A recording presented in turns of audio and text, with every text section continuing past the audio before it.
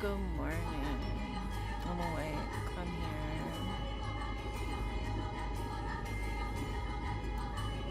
What's poppin'?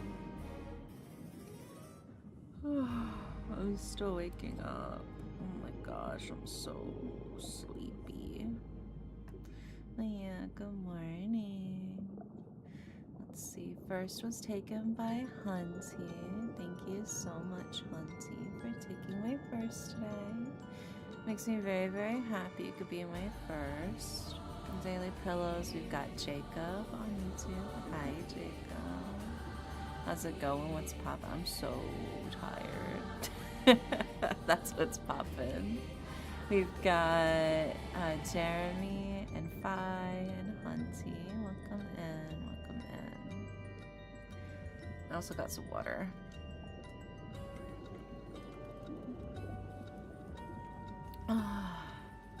That's good shit. Hell yeah.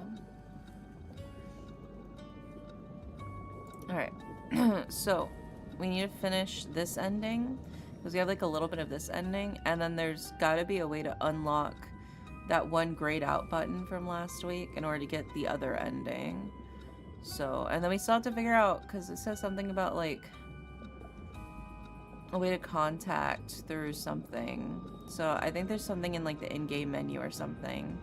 There's gotta be. There's always some sort of meta bullshit in this game that we gotta find. Anyway. Let's see. Yeah, it's nice to see you too. Yeah, here we go.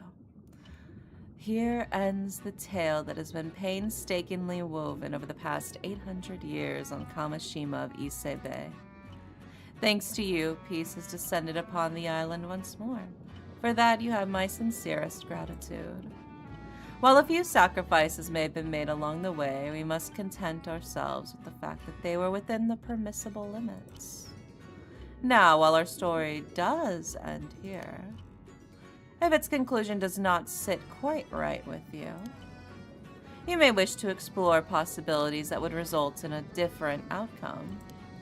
Yeah, we gotta find a way to make Sato happy. On the other hand, I could simply tell you what the missing pieces are if you prefer. That's nice, that's nice. No, I got this. Oh, I had a feeling you might say that. My apologies for making such an undignified proposal. I wish you the best of luck in your endeavors. It's very sweet of you, storyteller. That is also nice that they're like, hey, if you need a hint to figure out the true ending. That's very sweet of them. I shall take my leave of you now, until we next meet. I know he has to be hot under that mask. I know he has to be hot. Okay, so let's see. Looking through.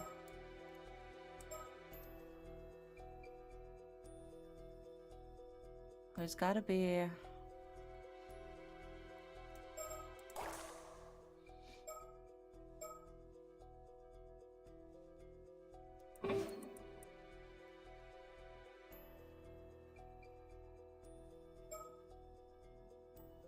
Wait a minute.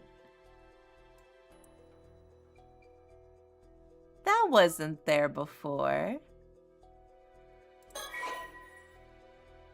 That wasn't there before, was it? Wait a minute. I still have that message you left me, you know. Wait, you do? But it must have dried up ages ago. The thoughts I wove into it should have faded, too. Surely you can't hear the message anymore? Yep, I can't hear a word. But it doesn't matter. It's an important memento, and a part of you as well. That's enough for me to treasure it. Oh, come on. You're gonna make me blush. I was really happy when you shared this with me all that time ago. Well, you know. Oh my god, is this the mermaid Yuri? I can't just show myself in front of anyone, can I? Memories. Is there really no way to hear that message again after it's dried up? If you found a way to return it to the environment of the eternal world, it would be restored to its original state. You might be able to hear it then. Oh, you can do that? Using the Tamate Baka would probably do it. Oh, but I don't think a normal human would be able to hear the message anymore. Sorry. I guess it's impossible after all. Hi, Poppy. Oh, that's too bad. So we need... But if you were a spirit, you might be able to hear it by retracing the echo it left in your mind. Wait, wouldn't I have to be dead for that? That's a no-go then. Okay. This must be the scale. Remember when we had like that scale but we couldn't do anything before? Even when we were Sato, right? Also, this makes me think that we are Mare Minakuchi. Because I was torn. I couldn't decide if our character, the one that we're controlling, like the player, I couldn't decide if we were Sobae, the mermaid, or if we were Mare Minakuchi. But I feel like this solidifies the idea that we are Mare. Because spirit, you know. These memories, could they have belonged to a mermaid? Okay. So now that I think we know that, was it Sato? It's got to be here, right?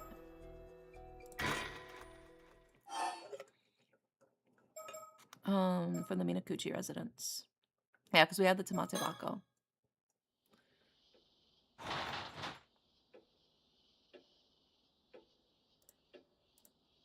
Hello?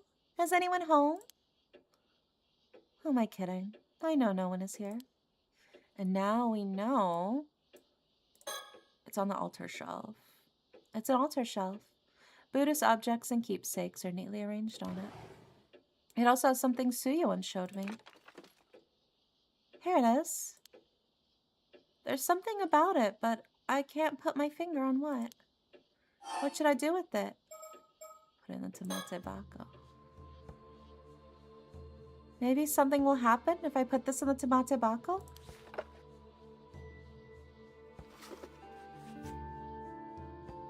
Okay, it's in.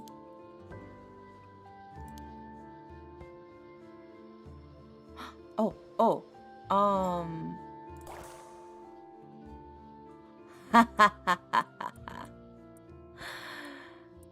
Hello, Mar. Can you hear me? I tried to weave my thoughts in this scale to leave a message for you. I hope it reaches you. Listen, I came up with a secret signal for when you need to call me. From now on, if you don't use this signal, I won't respond, so be careful.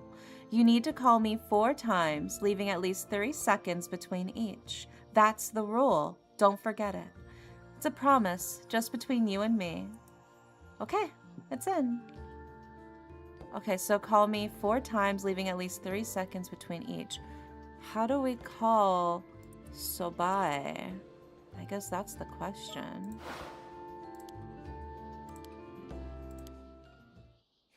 Nothing happened. Darn.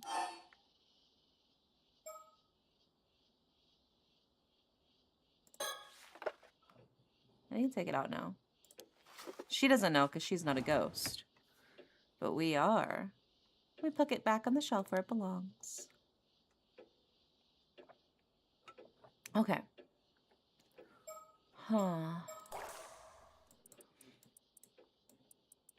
So now that we know that, I wonder. I wonder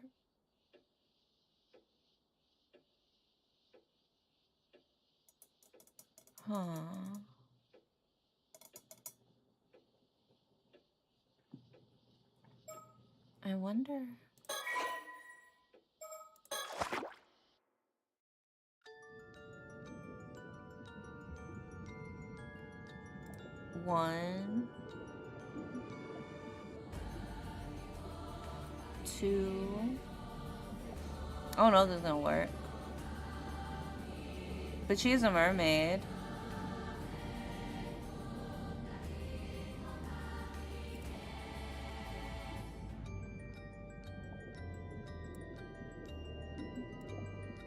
I thought maybe that would work, but maybe not.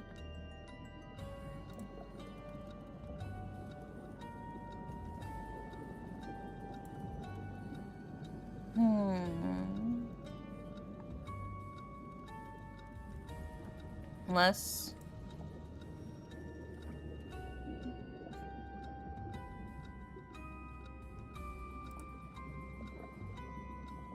I'm just gonna tap on... I feel like this is relevant.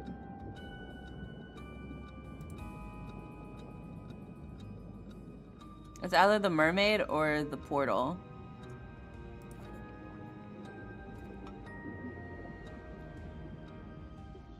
Unless, do we have to go back to where that house is? But I think that one canceled out.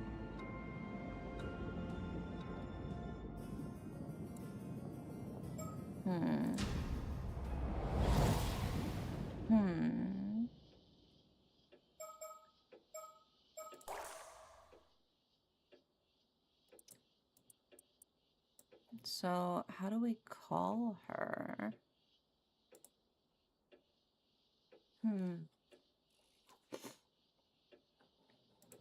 How do we call her?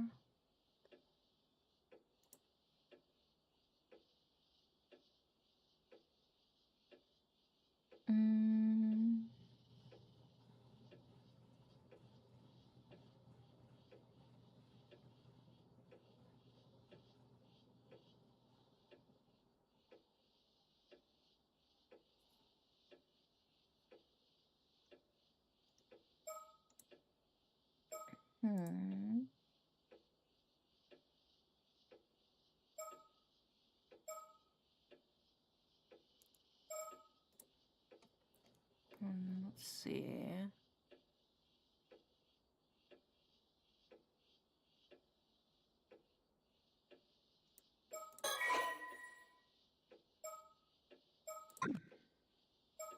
Okay, well, let's finish this. I guess let's move.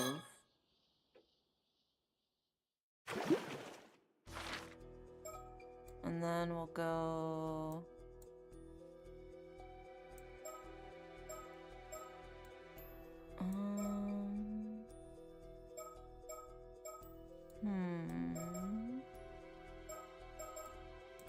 Maybe...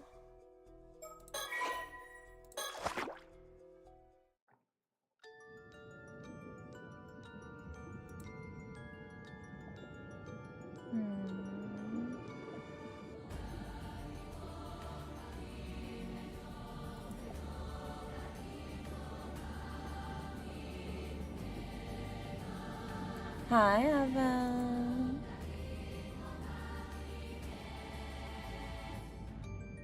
I'm like trying to tap her shoulder, like, I was right. I was right. Oh, you know that signal, don't you? That signal is extremely important to me.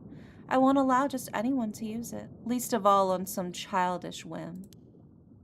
So first, I have to be sure. Who are you?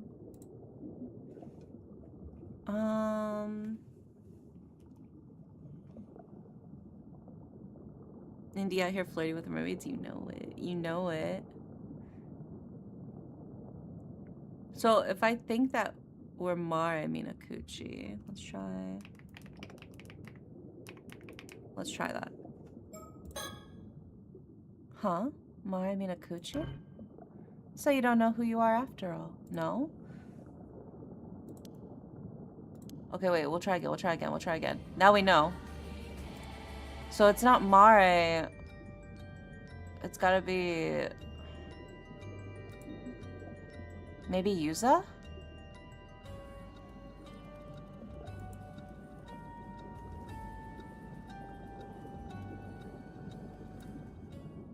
Okay.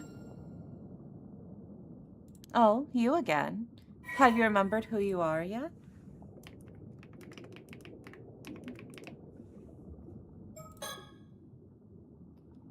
Am I spelling his name wrong? Oh, so you do know. Allow me to welcome you, Yuza Minakuchi. Or rather, Yuza Minakuchi's severed consciousness. I am the mermaid called Sobai. Me and your mom fucked, like, absolute nasty style. You've passed through here 7 times now. I suppose it's not that strange you noticed me. This is the place you humans call Ryugu. Though I hear it's also called things like the Eternal World and the World Beyond. Feel free to call it what you like. Whatever the name, it's one of the many worlds that the souls of the departed move on to in the afterlife. Well, I suppose that's not entirely accurate. The space we're in now serves more as its boundary than anything else. There's something I always thought to talk to you about. Something I had to talk to you about if we ever happen to meet. Though I never thought you'd come seek me out like this in the form you are now. But it seems you have your own reasons for doing so. You wish to speak with me, yes? So, what shall we talk about first? Tell me about my mom. You're asking me if Ma and I were friends. I'm only going to say this once. You might be Mare's son, but I won't stand for you intruding upon our relationship. Oh, she's jealous. She has to be gay for Mare, dude. There's no other way.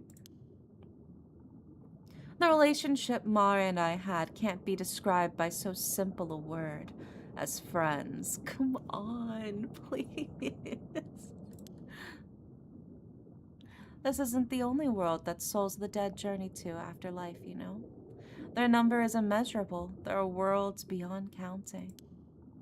My soul has gone somewhere far, far away.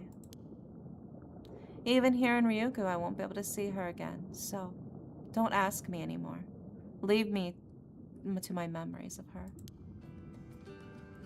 Was there anything else? What do you mean by boundary? How to explain? This is a space that connects the 2 worlds you can travel between. The world the living Yuza Minakuchi inhabits, and the world that you, a severed portion of Yuza Minakuchi's consciousness, usually exists in. As a spirit, you will always pass through the space when traveling to the world of the living. Normally, something like this would be unthinkable, if not impossible. But it seems you're something of an exception. Was there anything else? What happened on the day of the disaster? Yes, of course you'd want to know about that. I do owe you an explanation of what happened back then. 5 years ago, on the day the calamity struck. Let's get this out the way first. I was indeed the one who made you an 800-year immortal. But if you've come here looking for a way to regain your humanity, I'm sorry, but that's no longer possible. Even as a mermaid, there's nothing I can do. You, or rather, the Yuza Minakuchi of the mortal world, are now bound to live out the remaining 795 years of your life there, neither aging nor dying. Nothing can reverse this now.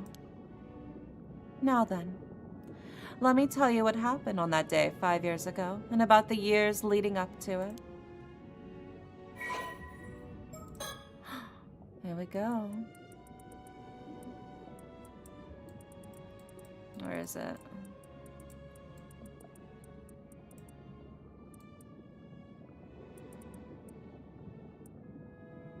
Oh wait, there is more to this. Okay.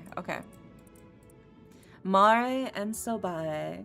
God, there really is Mermaid Yuri in this, dude. After becoming unable to return to Ryugu, Sobae had ceased to show herself on the surface, even before the members of the Somikawa line. However, upon noticing that 400 years had passed since the sinking of Taishima, she cautiously attempted contact with the current generation's inheritor of the family duty, a woman by the name of Mare Somikawa. In the past, any human she encountered had either treated her as an object of worship or sought her flesh.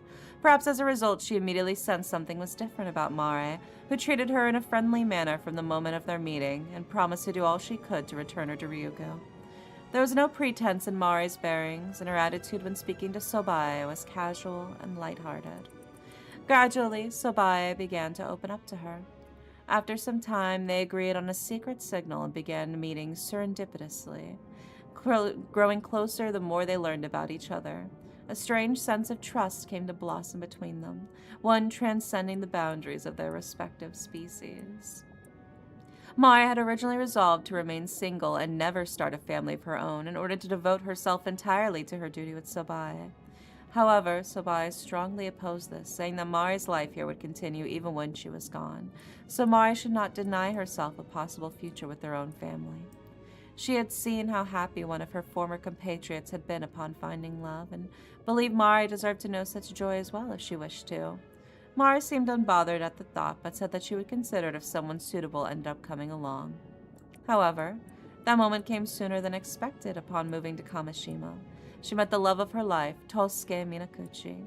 Sobai was delighted for Mari and offered her heartfelt congratulations upon hearing of their marriage. While she did not understand the joy of a family herself, she was gratified to see Mari so happy. Hi, Jenny. Hi, Doc. Welcome in. Hi, Shorts. It was Mari's constant wish to be able to introduce her beloved family to her dearest friend, but it was forbidden to reveal the existence of mermaids to anyone, even to her husband and child. Eventually, the two reached a compromise. Sobai said she would meet them when the time came for her to return to Ryugu, reasoning that there would be no harm in revealing herself for such a short space of time. This agreement became a cherished promise between them. Thus did the years continue to pass, and Mari's son growing all the while, until the day of the Kamishima Southern Seas disaster arrived. In the days leading up to the disaster, a strange rumbling could be heard coming from the sea. Sobai took this as a sign that a storm caused by the curse of the raging waves was approaching, and that she and Mari mistakenly concluded that this meant that the seal on Ryugu's entrance would soon be lifted. Although the timing was earlier than expected, the two were overcome with excitement at the thought of Sobai finally fulfill her long-held dream of returning home, and they couldn't bring themselves to doubt the signs. They put together a plan. Even if the storm were to come while they were out at sea, Mari could use the bronze mirror to suppress it, allowing Sobai to pass through the entrance to Ryugu alone. Resolved that this was where they would part ways, the two spent the final night together, talking until the sun rose. On the day their plan would be put into action, Mari took Tosuke and Yuza out in the bay by the boat to introduce them to Sobai as promised. Although pained by having to part with Sobai, she was buoyed to the thought that she would now finally be able to devote herself fully to motherhood and to her family that had always protected her without reservation. Sobai, meanwhile, was secretly trailing them from the seabed. Disliking the sound of propellers, she was unable to get close to the boat as it was moving. The storm that suddenly broke out around them far exceeded all expectations.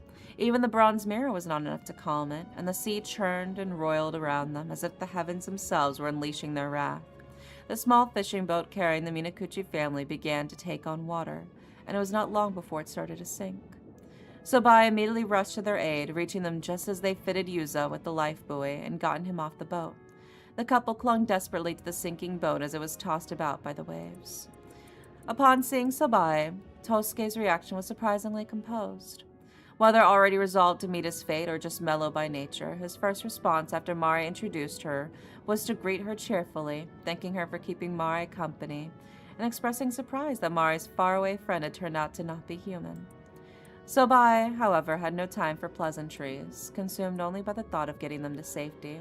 She tried to carry all of them from the boat, but even a single person proved to be almost too much for her. Naturally, she also lacked the strength needed to tow the boat out of danger. Even her nature as a mermaid wasn't enough to allow her to save someone precious to her when it mattered most. Filled with distress at her own powerlessness, Sobai was overcome by a sense of despair. Frantic, she tried to take only Mari with her in a bid to escape the sinking boat, but Mari rebuffed her attempt. She had no intention of being the only one saved. Instead, she and Tosuke pleaded for Sobai to save Yuza, saying that his survival meant more to them than anything else. Sobai could not understand. She refused to. She had prepared herself to bid farewell to Mari, but parting like this was too painful for her to bear. Mari, for her part, continued to apologize to Sobai despite the looming threat of her own death, concerned for her friend's safety and feeling deep regret at being unable to see Sobai back home. It was more than Sobai could stand. At that moment, Sobai's innermost feelings came to sharp relief. Part of her, deep down, resented Yuza and Tosuke with all her being. She was happy as long as she had Mari, but Mari had her family to love as well. And yet it was Sobaya herself who wished for Mari to find happiness by starting a family of her own. Overwhelmed by unfamiliar emotions of conflict and self-loathing, she found herself unable to think clearly. Smiling as she clung to the sinking boat, half submerged in seawater, Mari thanked Sobaya for her friendship and told her that the days they spent together had been some of her happiest. Sobaya was devastated. Every part of her rejected the entire situation. She didn't want to hear Mari bid farewell to her like this. She didn't want to part with Mari at all. She wanted to grab hold of her friend and carry her away to safety by force if necessary. Even returning home to Ryugu no longer mattered to her as much as this, but she couldn't ignore Mari's plea for her to save her son. Retching herself away from the sinking boat, Sobaya headed to rescue Yuza, all while resenting the boy for the tremendous love that Mari bore for them. This too is Yuri. She literally said, an exact quote, "Our relationship cannot be described as mere friends." Like, okay, yeah, sure. Alright. Mermaid Yuri practically canon at this point, dude. When she found Yuza, he had been caught up in a whirlpool and was still barely clinging to life. Sobaya caught herself feeling almost satisfied at the sight, thinking that it served him right. If it hadn't been for Yuza, she could have saved Mari. But Mari's plea for her to save Yuza, that her only wish was for him to survive, echoed in Sobaya's mind. The next moment, she dragged the dying Yuza out of the whirlpool and, pulling a piece of her own tail, forcibly fed it to him. Whether the emotions driving her at this point were a desire to fulfill Mari's wish or hatred towards Yuza, even Sobaya herself couldn't say. After carrying Yuza out of the reach of the storm, Sobaya immediately went to rescue Mari. She finally found her after 3 long days of searching, but her effort had been in vain. Mari's body was already cold. Once someone had died, it was beyond even a mermaid's power to bring them back. Sobaya clung to Mari's body and wept. Never again would she hear Mari's voice calling her name. She laid Mari's body to rest on the seabed, and hiding herself beside it, spent her days mourning, lost in the depths of her despair. Several years later, the entrance to Ryugu was unsealed, and Sobaya, now with no remaining attachments to the mortal world, made to home by herself. Before doing so, she met with Mari's sister, thinking to reclaim the mermaid's relic from her. However, put off by the woman's blatant avarice, she found herself unable to muster any interest in her, and ultimately returned without reclaiming the relic, despite knowing full well the misfortune it could bring. Sheesh. Hi, Egg. Welcome in. Looking back now, what I did to you was wrong. It was an extreme situation, yes, but I must have been mad to even consider it. Every time I remember, I wonder what on earth I was thinking. How could I have done something so cruel to the son Mari loved so much? Even though nothing happened was your fault. I don't expect you to forgive me, but at least let me say this. I'm sorry. I would do anything in my power to ease your burden. There's something you can do. What? You want a piece of my flesh, but why? I suppose it's not impossible. You could bring it back to the mortal world using the relic I left there. Normally, this would be forbidden, but I suppose I was the cause of all of this. Maybe it counts as an attempt to make amends, if nothing else. There. It's done.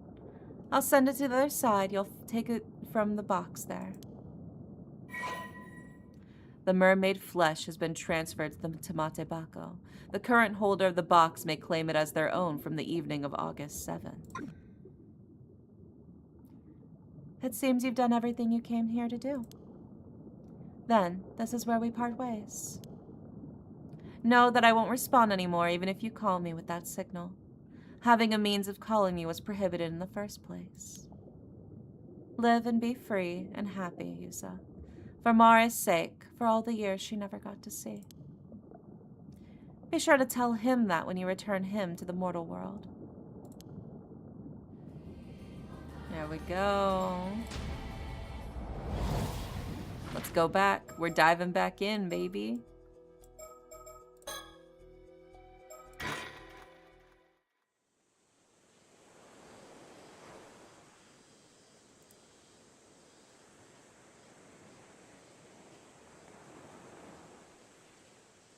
It's been 1 week since the night Kamishima was struck by the tragic storm of mysterious attacks. All in all, it resulted in 16 casualties, 7 missing, and 20 buildings totally or partially destroyed. A horrific calamity. It caused a huge stir when news broke out about what happened. The culprit responsible for the massacre is still unknown, and the investigation is still ongoing. Oh, this is from the original timeline. I went diving this morning for the first time since that day. No one's taking their boats out right now, so it was just a short dive from the shore. Oh. Sometimes I think about the plans we made to have fun here. I wonder how that would have gone if things hadn't turned out the way they did. I guess there's no point in thinking about that now, though.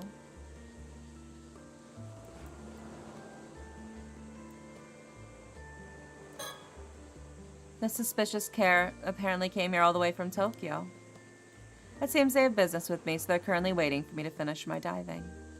Apparently I'm going to be taken into custody. Oh, interesting.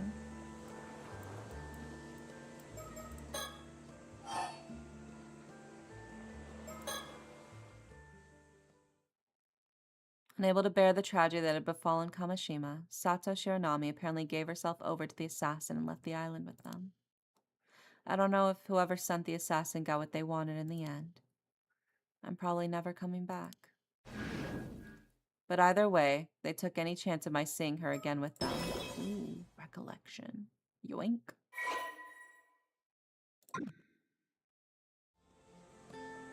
I doubt I'll ever meet her again.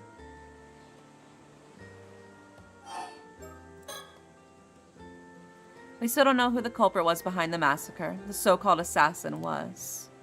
The investigation is proceeding under the assumption that it was one of the people who went missing that night. But it seems like it's not making much progress. Among other things, they're having to conduct it behind closed doors so word doesn't get out that it was caused by a curse. Many people tried to escape the island by sea that night, but most of them ended up getting caught in the storm and going missing. Could the culprit behind the massacre have been among them? The storm struck before we could even mourn those who were killed and left the town in tatters. Things are barely functioning right now. Everyone is somehow managing to get by on the aid we're receiving, but it's apparently going to take years to fully rebuild. Some people fled Kamishima the moment they could, citing what happened as proof of some sort of divine punishment. But most of those who stayed are already trying to put the tragedy behind them and look towards the future. They managed to get back on their feet 5 years ago, so I'm sure they'll be fine this time too. Although they've been bombarded by accusations and demands for them to take responsibility, the Wakamuras have been doing what they can. Following the news reports on the calamity, there was an uptick in unsavory rumors that Kamishima is cursed in some way. But perhaps because of the current occult craze, a bunch of people have expressed interest in visiting once all the restoration work's done. The mail-order service for souvenirs that was set up to help fund recovery efforts has been flooded with orders. Azami and Tsukasa's bodies were found in front of the lighthouse. There's no way of knowing what happened to them now. But I'm told Azami was found collapsed on top of Tsukasa, as though he tried to protect her to the very end. Oh, I wouldn't have expected anything less of him. The same night as the attack on Kamishima. A massive storm caused by the curse of the raging waves broke out in the sea to the southern island. It seems the bronze mirror my mom left wasn't enough to hold back the curse by itself after all. Many of those who attempted to flee the island by boat were caught in the storm and are still missing. The storm descended on Kamishima soon afterwards, and the island was swept by harsh winds and lashing rain for 3 days straight. No one was able to leave their homes, and it caused several blackouts and landslides across the island. Multiple buildings were completely destroyed. Everyone was made painfully aware just how fearsome the curse of the raging waves is. Combined with the horror of the massacre, the entire ordeal has left a deep scar on those who remain.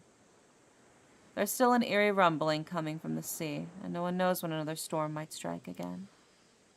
Everyone here is still too on edge to take their boats out to fish, and the ferry service to the island is currently suspended as well. Naturally, no one paid me any mind when I headed out to die today.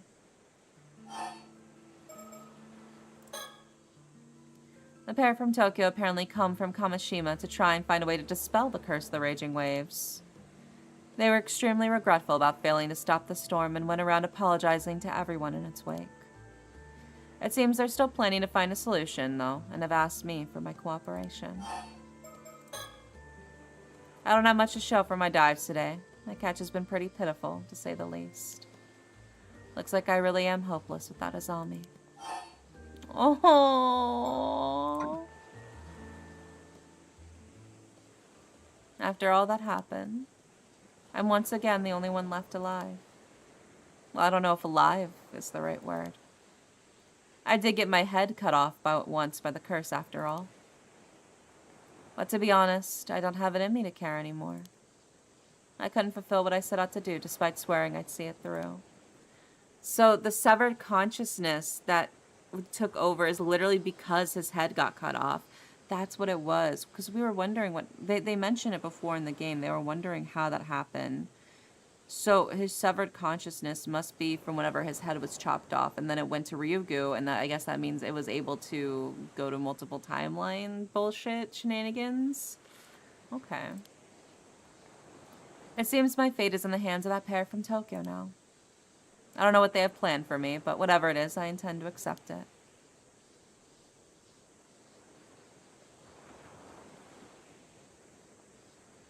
Thank you, everyone, for everything. Don't worry, Yuza. We're gonna get you that happy ending. Trust me, okay? We're gonna get that happy ending, Yuza. Goodbye.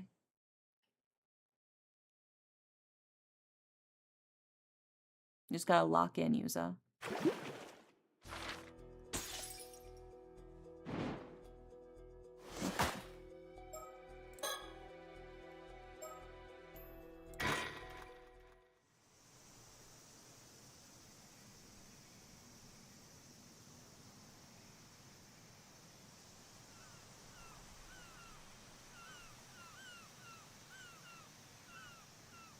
Huh? There's someone here already. How unusual. Whoa! You scared me. Darn. I didn't think anyone else would come here. Oh? I take it I'm not welcome? I didn't think there would be anyone else up here either, so that makes two of us. So, who are you? I'm Yuza Minakuchi. I recently moved back to Kamishima. Ah.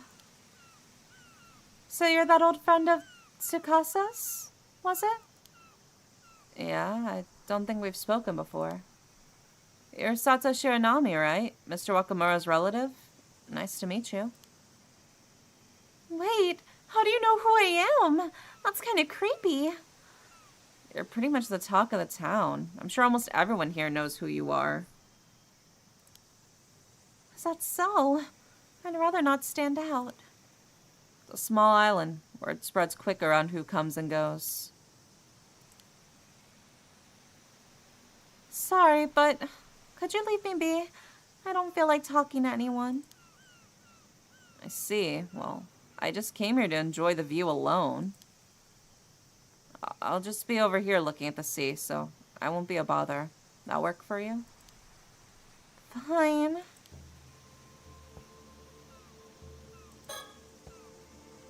You can see all the way from Ise Bay out towards the Enshu Sea from here. It's a great view. But that doesn't mean I want to share it with anyone. Thankfully, most of the islanders don't come up here that often, so I sometimes come here to unwind.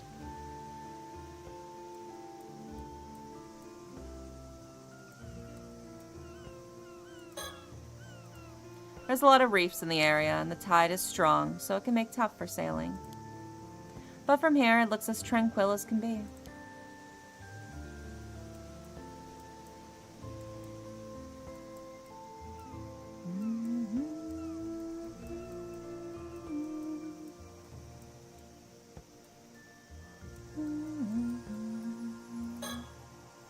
Sato Shiranami. I hear she's a relative of Mr. Wakamura, so I'll be staying with them for a while. But apparently no one's heard of her, so the island rumor mill has been working overtime ever since she arrived. Things have calmed down a bit now, but when she first showed up, she knew so little about how things worked that the gossip was she was some sort of sheltered princess. That or she'd been raised by animals. Even now, she spends most of her time cooped up at the Wakamura's, so the mystery has only grown. I guess it doesn't really matter, though. If she really is a relative of Mr. Wakamura's, I wonder what she's doing here. She's 17, just like Tsukasa, but it doesn't seem like she goes to school. I guess it doesn't really matter, though. Now that I have a better look at her, she's really tall. Maybe even taller than Azami, and he's 173 centimeters. She said she doesn't want to stand out, but that's going to be tough at that height. I'd rather not stand that close to her, to be honest. Oh my god, bro's shy about being short. She's been staring at the southern sea this whole time. Could it be she sees something out there? I said I wouldn't bother her. I should stop staring already.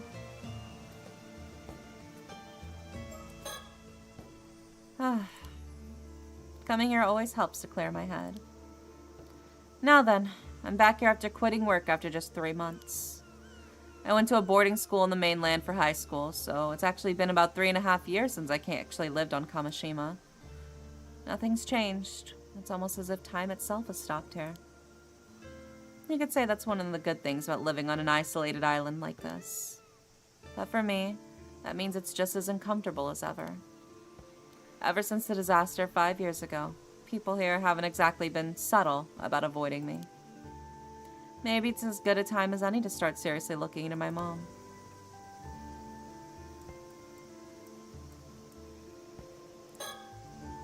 They built a rest spot for any tourists who come up here, but it doesn't seem to use much.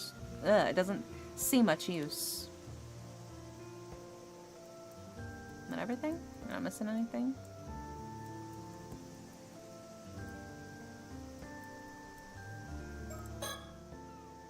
The processing plant I worked at wasn't a bad place or anything, but working there didn't feel that fulfilling either. I just happened to come across it when I was looking for a job. Never really been sure what I want to do with my life. Azami's always had a clear goal of becoming a fisherman. To be honest, I always felt a bit jealous of that. After losing my parents in the disaster 5 years ago, people not only began to avoid me, they also avoided talking about my mom as well. At some point, I honestly began to wonder if there was much point in me being alive. I've only made it this far because of my gran and Azami. I can never forgive myself if I made the two of them sad. They're the only reason I'm still here, drifting through life. Not that there's much else I can do here. I gotta find some work here soon so they won't worry about me. I've always been good at swimming, so I've actually been thinking about ama diving as an option. I haven't gone swimming since the disaster, but I wonder if Gran would be happy if I followed in her footsteps and became an ama diver. Maybe I'll start looking into it in secret. Though I'd only be able to do it during diving season, so I'd still have to find something else. I originally came back here to take care of Gran after her injury. But her condition's improved a lot recently. She can walk around by herself now, and she's even been handling the cleaning and laundry. I wouldn't be surprised if she said she was planning to go back to diving. Kamishima women sure are made of sterner stuff. But I'm still worried about her. You never know what could happen after all. It seems she's been watching a lot of TV recently, perhaps because she had to spend a lot of time at home. She seems a bit bummed that she doesn't have anyone to talk to about her shows, though. Azami was really happy to hear that I was coming back to Kamishima. It even helped to make sure my return would go as smoothly as possible. I can't thank him enough. He's a true friend. On top of that, he's hardworking and kind. It's easy to see why so many people here like him. But he's involved in a bunch of stuff around the island now, so he's much busier than he used to be. Goes without saying we can't mess around like we used to anymore. Tsukasa's also put some distance between herself and us since she started high school. I guess she's a bit self-conscious about things now. I miss hanging out with her, but maybe this is just part of growing up. Still, It's no exaggeration to say that it's all thanks to Azami I'm able to live here like this. I won't do anything to let him down. Alright then. Time to think about how to make my way through life from now on. Sure, I have plenty of time, but I don't want to be a burden for any longer than I have to be. On the contrary, if there's some way for me to make a graceful exit and draw the curtains on it all, maybe that would be for the best. The same thought's been lurking in my mind ever since that day. What's the point of living if I'm just going to cause trouble for Gran and Azami?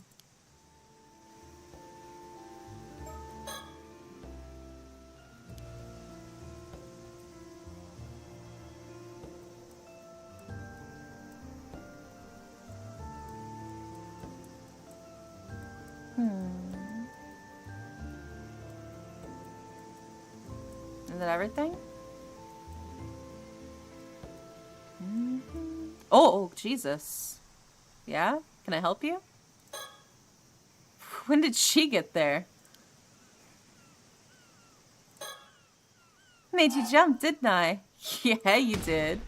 Of course you did. Anyone would be startled by someone sneaking up on them like that. At least you admit it. You can consider that payback for before. Anyway, did you need something? Oh, right. I can't focus with someone else around after all, so I want you to leave. Huh? You leave. You're the one who should leave. It's a fate, an immutable law of the universe that was decided tens of thousands of years ago. Oh, really? I was here first, though. Isn't it first come, first served also an immutable law of the universe? That's true. Okay, fine. I'll leave. Huh? You came a lot faster than I expected. Still, I kind of feel bad for chasing you off like this. So you can have this Kamashimaru keychain I picked up over there as well. Pushing random stuff you picked up off the ground on the others now? Still, you could have thrown away such a cute keychain. Nah, you didn't do anything wrong, but since you're offering... Keychain acquired. I'll be on my way as promised then. Sorry for the interruption. Sure. Huh? Huh? I see. So that's how it is. Is something wrong? Oh no, I was just thinking... It must be pretty rough. Yep, pretty rough, alright. It's none of my business, though. Bye! Oh, whoa. How am I just supposed to walk away after you say cryptic stuff like that? But if no answers are forthcoming, I'll simply have to be on my way then. Later. Does she know that he's an immortal now?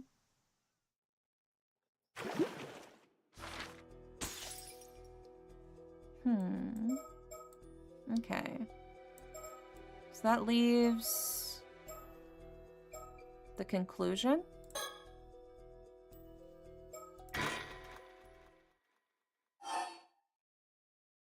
From the bay. This should unlock the final slot, hopefully.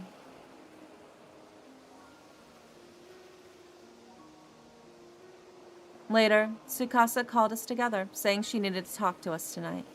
We decided to meet up here. The police investigation was in full swing in the town center and around the Wakamura residence, but out in the bay, everything was quiet. You okay now, Tsukasa? Kinda. Some lawyer wants me to go meet him the day after tomorrow.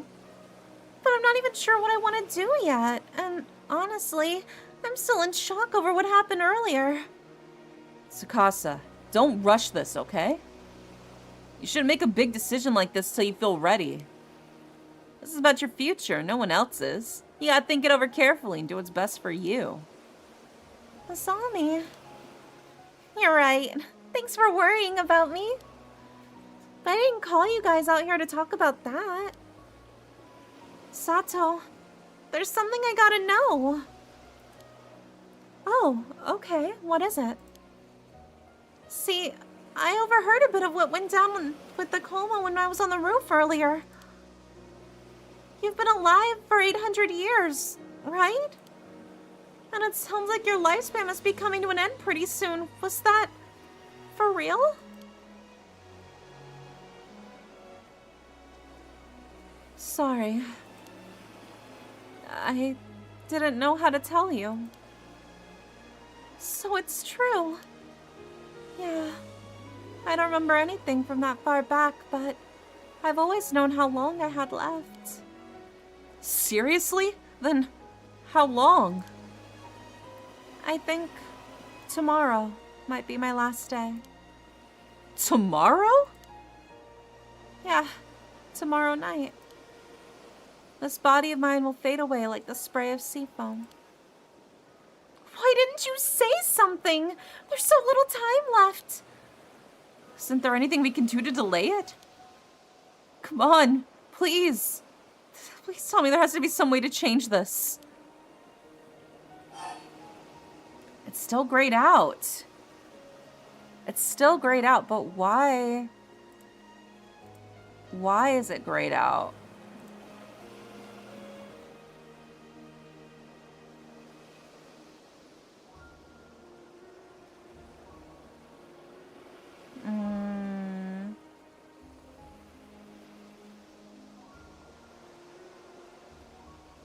But why is it grayed out?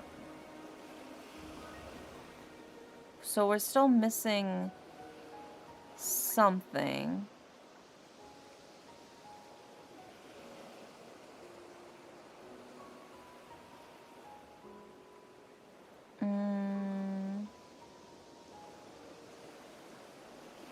But what are we missing?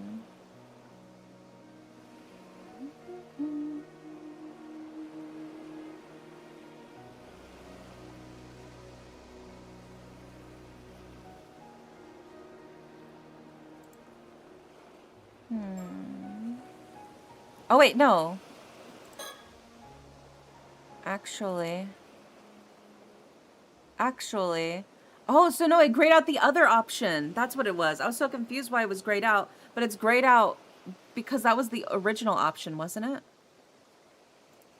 Actually. She's gonna be okay. Huh? Sorry, I've been keeping this a secret, but... Here we go. Wait. Why is it... Why did it not unlock that? Why did it not unlock that? Does that mean we're still missing something? Well, what are we missing?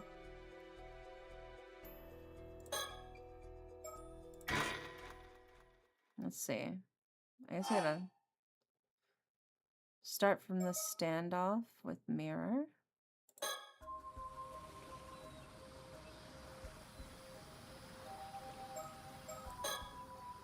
Okay.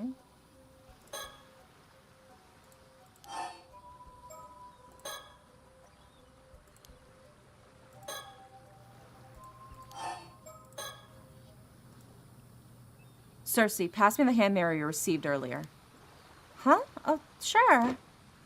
Take that, and some of that.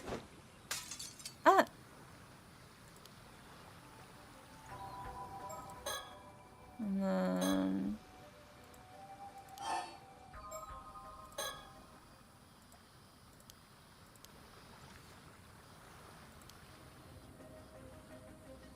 Okay.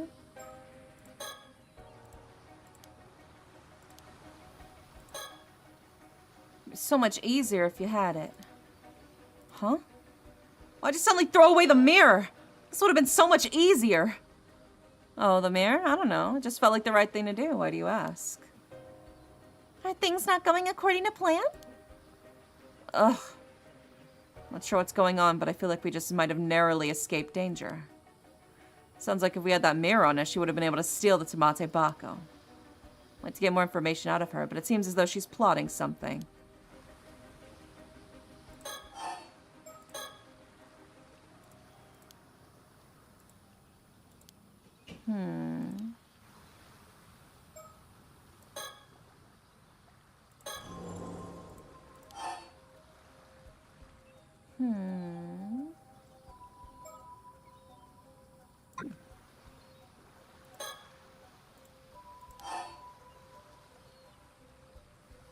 Good night, egg. Sweet dreams.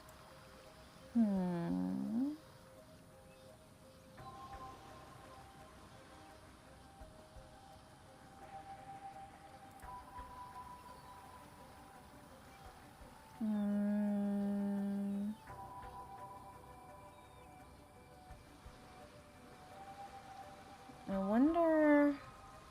Because we're still missing something. And I guess the question is, what are we missing?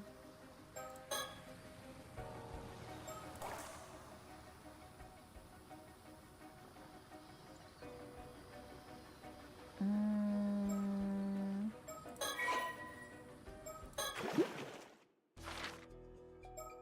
don't think that's it.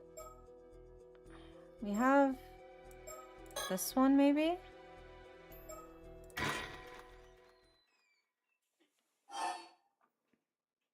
Start from the beginning.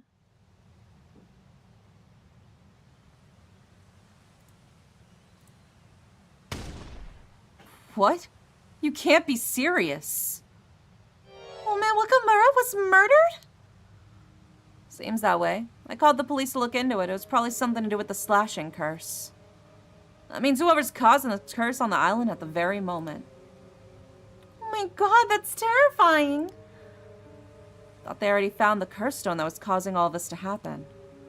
But it looks like we're not out of danger just yet. This is too much. So that curse is still hanging around? How does that even happen?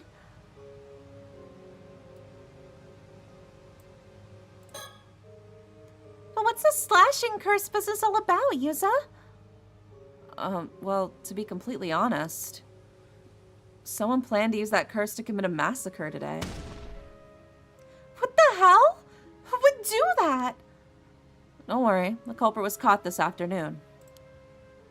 The curse was targeting the symbol on the back of the Kamashimaru hand mirrors. Oh, I know the ones you're talking about. Yeah, so anyone with one of those mirrors would have been a potential target. Seriously? That's so scary. Oh, so that's why Azami took everyone's mirrors this afternoon. Just doing my part. But the police apparently found the curse stone that was used to release the curse.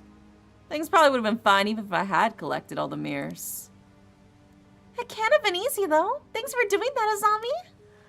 Even if the police found some rock, a bunch of people were safe because of you. Well, when you put it like that, I guess I really helped out. After finding Mr. Wakamura's mangled corpse, we called Shotaro straight away and asked him to inform Miss Shiki on the situation. With the crime scene under investigation, we made our way out here to find Tsukasa and Sato. I had a feeling the killer's real target must be Sato. I needed to find her before the culprit did. We managed to gather everyone together, but I knew we wouldn't be able to relax until the killer was found. The question is, what do we do now? Will hiding here keep everyone safe?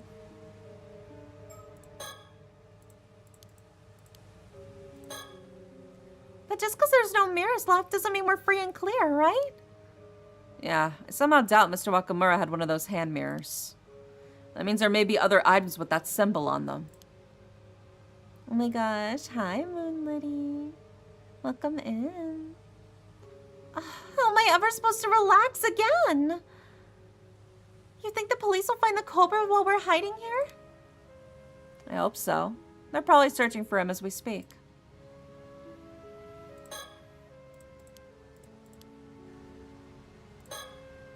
She hasn't seen the corpse for herself, so the reality of the situation hasn't fully sunk in for her yet. So thank you for the hydrate. I will. Also, highly on it.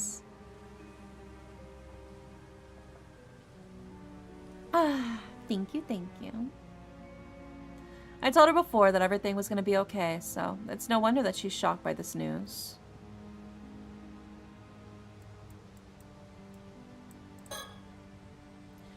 The Kante Keys show at night. There's no sound other than the wind and the trees and the distant tide.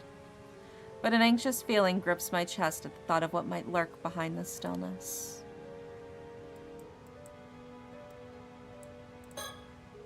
I'm sure he's thinking about what to do next, about how to help everyone on the island. Aw, thank you, Moonlitty. Hey, Yuza, I got a question. What's up? Isn't that slashing curse the thing that Kikuko tried to use? But she was arrested, right? You don't think she's trying again, do you? Well, I think it's a possibility, yes. We should probably avoid mentioning her to the others unless we can prove she's involved. You're right, we don't want to scare him any more than we already have. Hey, what are you two whispering about over there? Just some rumors. We don't want to spread stuff we don't actually know is true.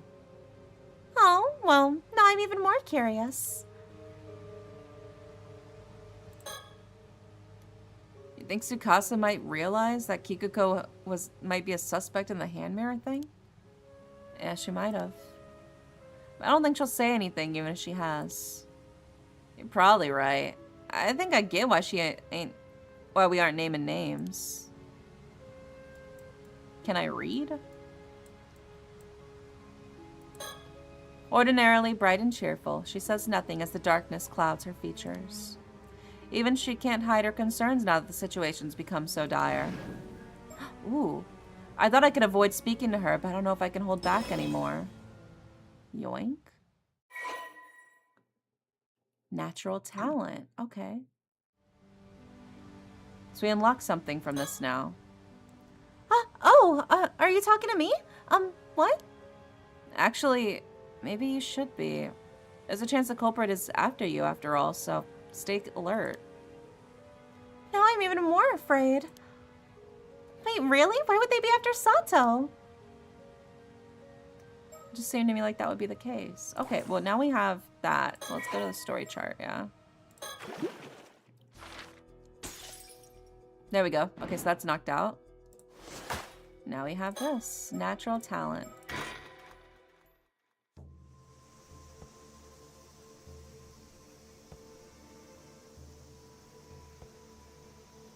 Two months have passed since I washed up on this island. 400 years elapsed while I was locked away under the sea, but I've managed to adjust to modern life somehow. Although sometimes I wonder why I bothered. It's so quiet on the roof of the Kante Kisho. I'm alone, but for the wind rustling in the trees, the distant roar of the tide. It feels so good to have this view to all to myself, to just let the soft sea breeze carry me away. It's the perfect spot for someone who wants a little to do with others as possible. But yesterday, someone came up here and ruined everything.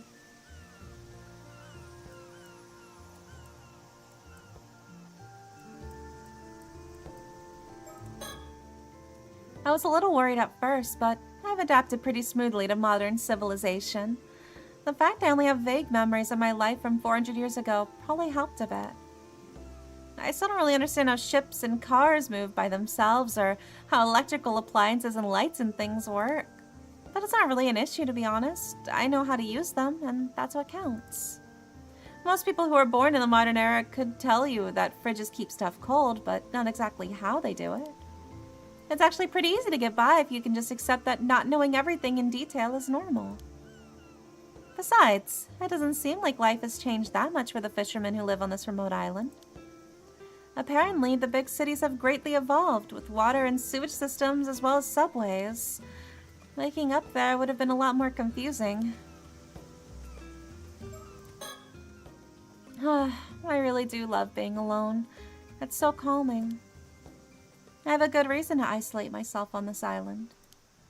Soon, my life will be over. I probably have less than a month left. Whoever sealed me away seems to have had some kindness in them at least. They allowed me to spend my last moments as myself, alive. But I can hardly feel grateful. How much living can you really do in a few months, a few weeks? That girl, Tsukasa, is always hanging out with me. But I try to keep my feelings in check and act as cold as possible. But she loves her too much. She can't help herself. More Yuri crumbs for me. Getting too close will only make things harder when it all has to end. I'd like to joke and laugh with them, spend time talking about our favorite TV series and stuff like that. Especially with Tsukasa. The way she reacts to things is so funny. It's really hard not to laugh and play along. I had to try so hard to keep my feelings under control. Cheerful conversations only become painful memories for her later. And since running out into the woods and living alone isn't appealing, I just have to play my role as the unfriendly loner till my time comes for me to disappear. Just one more month. One more month of coasting along without making waves. But watching TV every day, learning more and more about the modern world, there's so much fun to be had. Pretending otherwise actually hurts. Humanity has prospered. In the past, the common folk were preoccupied with surviving each day. Now, almost anyone can eat delicious food and sleep in a warm bed without having to toil day and night. People have time, freedom, entertainment. It's wonderful. I wish I had time to enjoy it all. Get on an airplane, maybe even fly to Tokyo.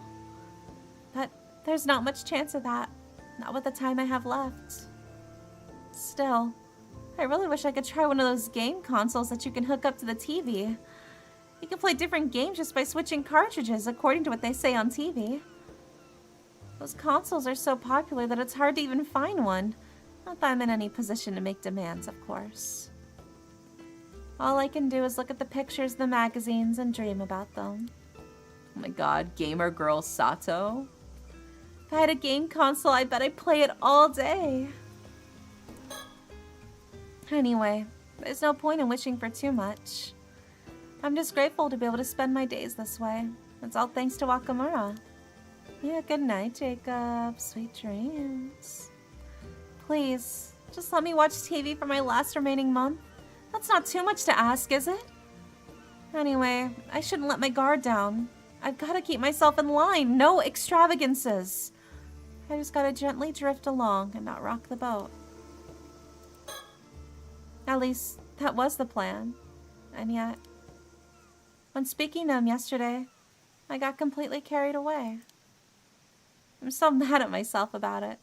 Next time I'll be more careful. Cool as a cucumber. Wait. Next time? Oh well. You know, Minikuchi, something about him makes me lose my cool completely. It's probably the shock of finding out that he's an immortal too. Yeah, that must be it. And maybe being immortals puts us on a different wavelength from other people. That could be why I'm drawn to him. He seemed quite young. He can't have been immortal long, but to think mermaids are still around even now. Wait a moment. I wonder if he knows I'm an 800-year immortal too. I hope not. If he does, it puts my peaceful life at risk. I better make sure he knows how to keep his mouth shut. I have to talk to Izumi Takuchi again. Ugh, finding him's sure gonna be a hassle.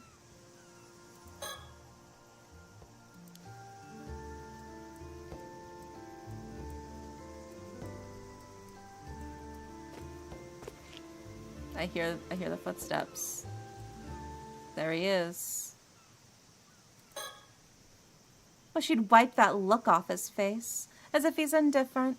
I bet he's secretly proud of himself for being the one to startle me this time.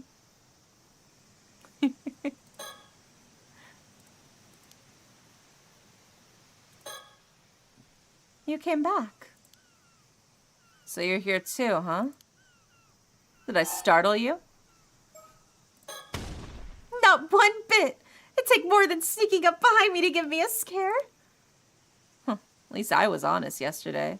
You definitely jumped. Just admit it. No way! I knew you were there the whole time. Never mind that now. There's something I want to ask you. There's something I need to tell you too, but you go first. I was thinking about what you said yesterday, about that pretty rough thing. And then it occurred to me. Could you, by any chance, be an immortal girl? Whoa! I didn't think it was that obvious. I knew it. Something about you is just different. So, I'm an immortal boy, and you're an immortal girl. Don't put it like that. Why not? That's what we look like. And it sounds better than people who became immortal by eating mermaid flesh. Besides, going by our actual ages or something would just get confusing. I guess that makes sense. Right? You might as well call yourself that too. Alright, I will. Anyway, as it turns out, I wanted to talk to you about the same thing. You knew you were immortal, didn't you? Yep, I found out just recently, in fact. I got swept out to sea and survived, against all odds. That's when I remembered being saved by a mermaid 5 years ago, and it all started to make sense. Wait, saved? By a mermaid from what? Well, I had no idea. I hadn't even heard of an incident that occurred 5 years ago. And in the sea just south of Kamishima, too. no one really talks about it anymore. So a mermaid saved you and made you an immortal boy? Right? That's my best guess, anyway. Not that I understand why a mermaid would go out of her way to rescue me. Anyway, I'm just happy I can finally talk to someone about this. There's still so much I don't understand. Since we're here, do you mind if I ask you some questions? That's fine, but I need you to promise me one thing. Never tell anyone about me being an immortal girl. Easy. I prefer people didn't know about me either. Good. I'd have to kill you otherwise, so thanks for sparing me the trouble. You know, you're a lot tougher than I thought you'd be. Anyway, done. I swear on my life. Or lives. Whoa, look at you making immortal jokes. You modern kids sure are something else. Honestly, it just came out. So, what did you want to ask me? Oh, right. How long does this immortal thing last? Is it really forever? 800 years. No more, no less. Wow. 800 years. That's a really solid number.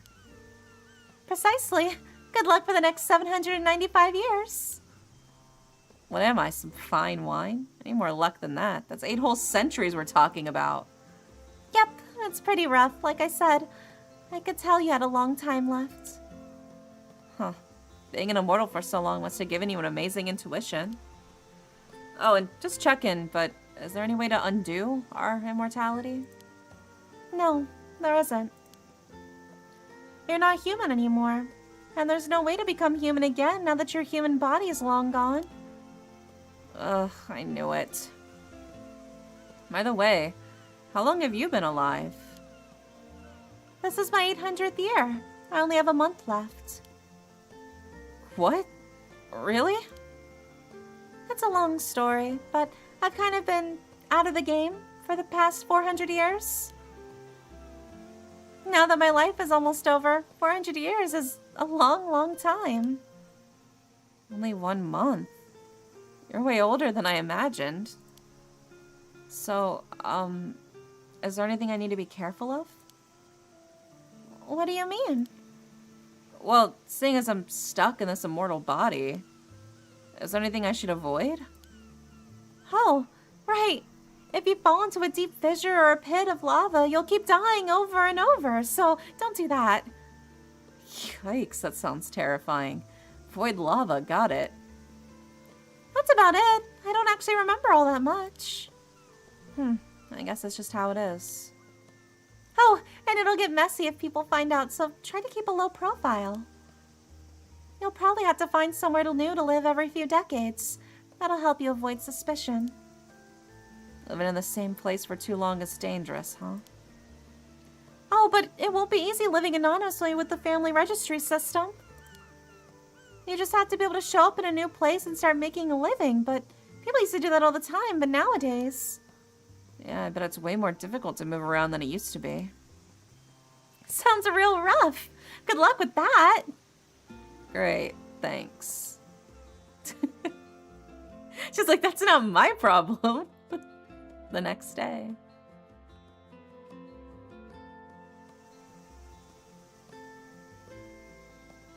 Not again. Are you gonna come here every day?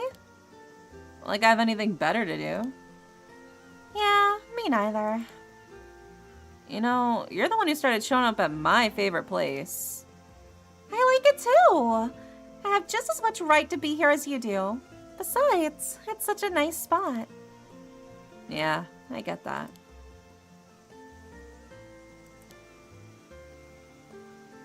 You said before that you came here to think. What do you think about?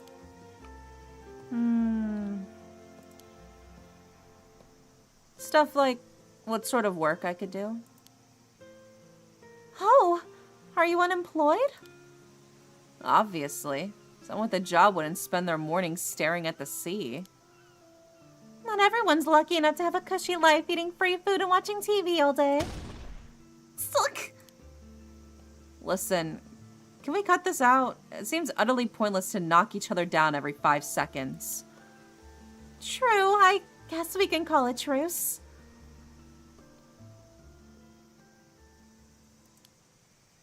Hey. Hmm? Is living for so long hard?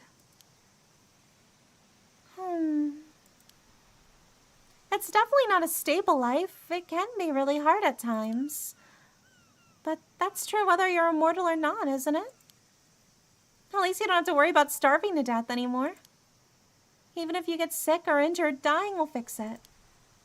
I never actually struggled that much because of my immortality, to be honest. Oh, is it really that easy? I mean, what if you really want to die and you just can't? Hi, Ren. Welcome in. Do you want to die? Well, not now, but maybe if I live long enough, I'll change my mind. Oh. When you said you got swept out to sea before, was that because you... Damn. I thought you were a super chill boy, but I guess you're a sensitive boy too. Seems that way. I was just as surprised as you to find that out. Come on then, what happened? Talk to your elder immortal.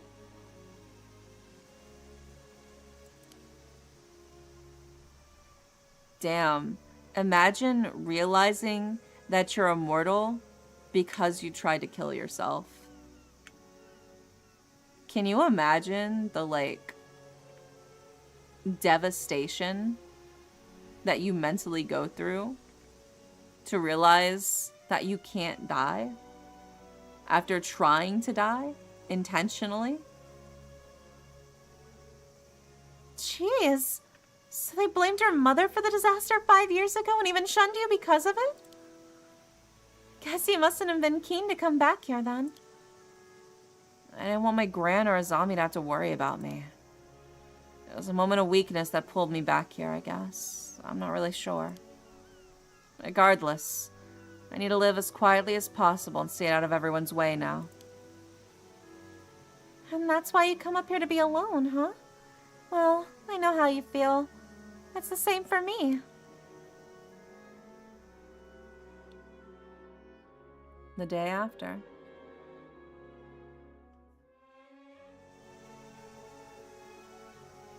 Wait, so you were sealed in an underwater cave for 400 years?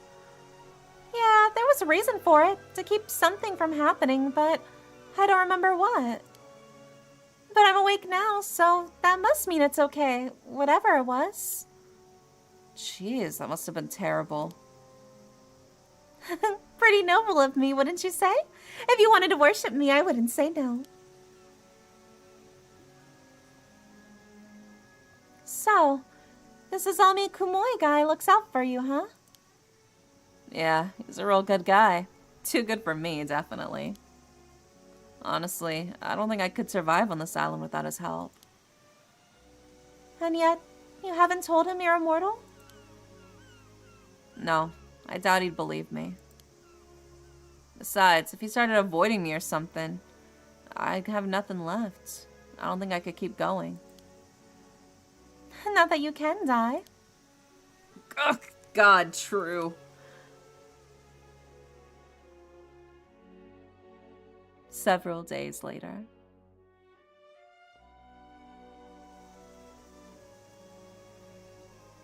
I see. So you've been acting cold because you don't have much time left, huh? I understand. Saying goodbye to people you care about isn't easy. Yeah, exactly. And when you live as long as we do, you have to say goodbye to so many people. Come to think of it, being immortal sounds pretty rough. Well, it does mean saying goodbye a lot. You can see why some people see immortality as a kind of punishment, or hell itself. There have been immortals who became so overcome with despair that they turned their backs on the world and devoted themselves to religion. Like Yao Bikuni. That's where that story comes from. But you know, as far as I can remember, I never felt like this existence was hell. Really? Yep. For those 400 years before I was sealed away, I just lived out my life. If you ask me, not everyone's cut out to be immortal. It's like anything else, really. Some people have what it takes, others don't. So what, you were just a natural immortal?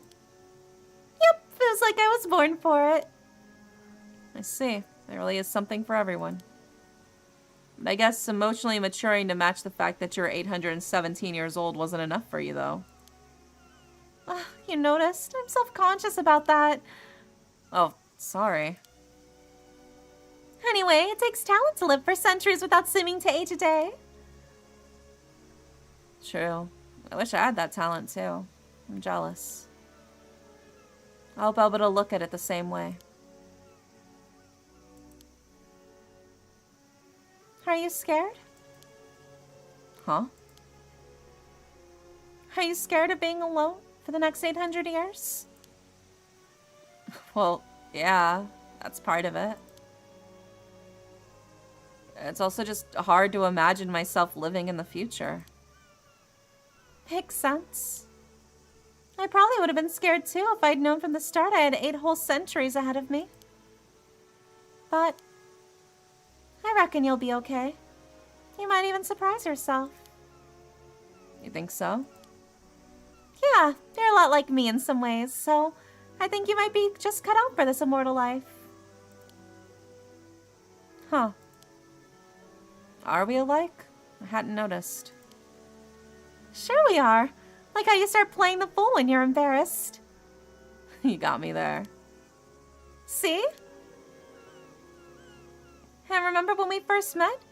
We started talking like we were old friends, right off the bat. True. I remember thinking it was funny how I didn't feel awkward at all. I rest my case. If you've got the knack for it, another 795 years will feel like nothing. Blink and you'll miss it. Like nothing. I don't know if I want it to go by that fast. Exactly. In the end, you might not even feel like it was enough. Make your last words be, I know I've lived 800 years, but come on, give me a few more centuries. I get it now. Hmm? You really are good at being immortal. So good, you still don't want to die. Huh?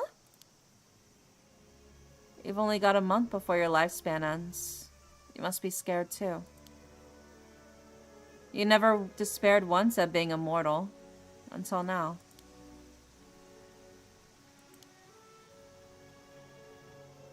You're not wrong there. I mean, I lost 400 years. So I'm not nearly done with life yet. I want to keep living more than anything. Of course I'm scared. I can understand that. It's not like you're on your deathbed and been given 1 month left to live. You're as healthy as can be. So maybe it's time you stopped worrying. What do you mean? Well, since you don't have long left, why not spend the rest of your lifespan having fun? Live it out to the fullest. If you do the best you can with the time you have left, you might even feel satisfied with the life you've led in the end. Wow. I don't know why I didn't think of that. But if I get close to anyone, it only hurt them when I die. Yeah, but I mean, you could just let them mourn you. You've had to do that plenty of times, right? I guess I could be forgiven for being a little selfish in my old age. Exactly. If it helps, consider yourself forgiven. Does that mean you'll mourn me when I disappear? Of course I will. From the bottom of my heart. Really now? That might just make me happy. Good. And here's the plan. You're gonna have as much fun as possible starting tomorrow. Tsukasa's coming back for the holidays too, by the way. I'm sure she'll be more than happy to hang out with you. She wanted to be your friend, you know. Oh, I'm liking the sound of this more and more. I wanted to be her friend too. Guess this is my chance to take her around the island. Oh, but while I'm at it... Yeah? You said your grandmother Tsuyu needed someone to talk to, right? Oh, yeah. It's just, we don't have much to talk about. She's always going on about what's on TV, and I can't keep up.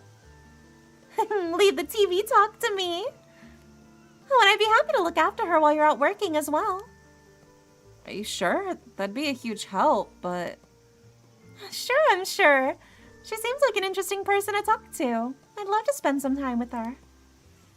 She's definitely something. You can't let your guard down around her, that's for sure. She's also pretty stubborn. Not to mention, if she doesn't like something, she's not afraid to say it. I'll bear that in mind. You know what? I'm actually pretty excited for tomorrow now. I'm glad.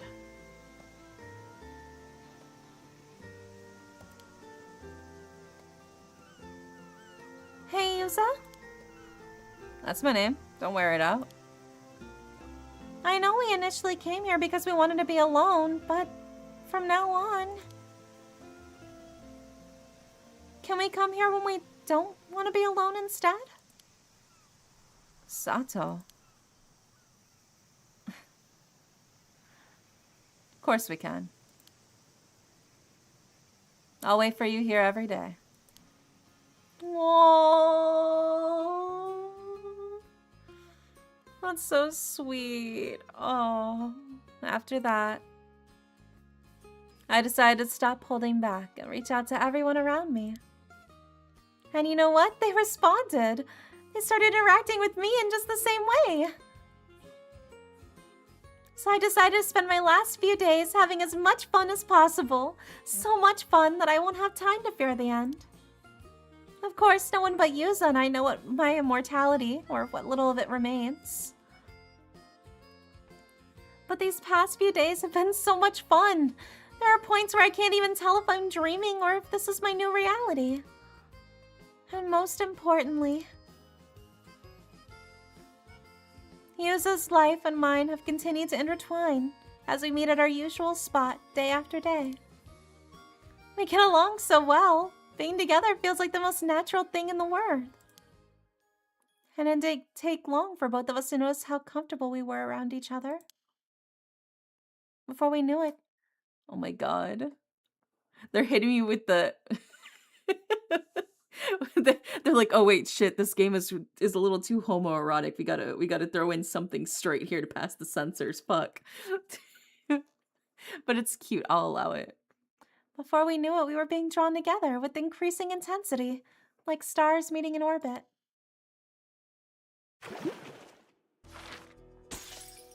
There we go. Oh.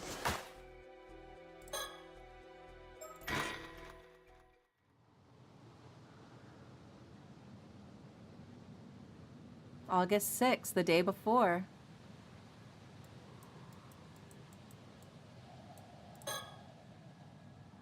The cool night is teeming with stars. The wind gently brushes the trees as ocean waves echo in the distance. Looking over the sea puts my mind at ease.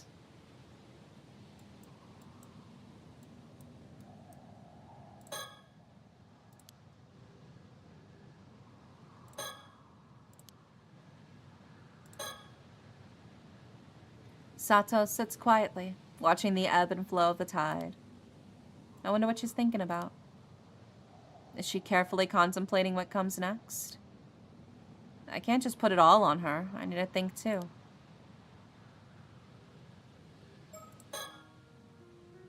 We don't have much time.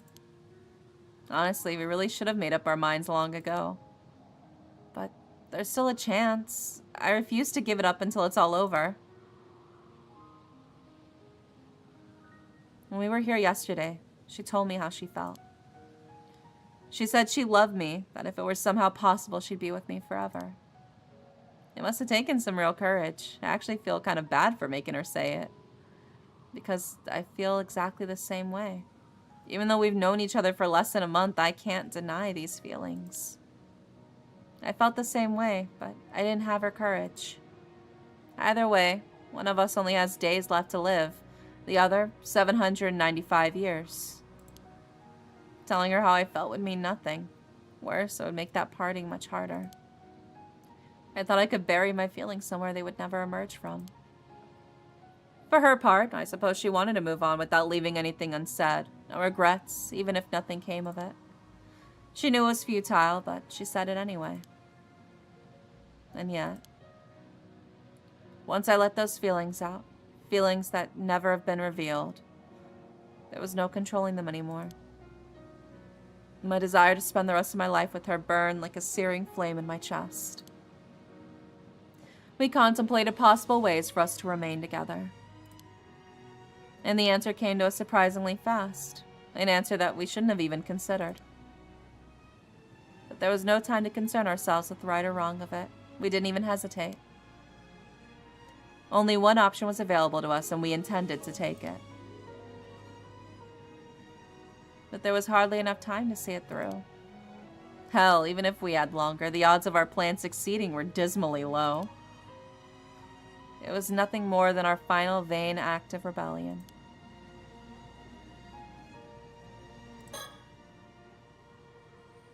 What are you thinking about? Huh? Did they fuck? They haven't fucked, but they did confess. So they are canonically in a relationship. I personally still ship Sato and Tsukasa. They had the most on-screen interaction and chemistry to me, but I do like the dynamic of Sato and Yuza, I will admit. I do think it is interestingly written, so I'll allow it.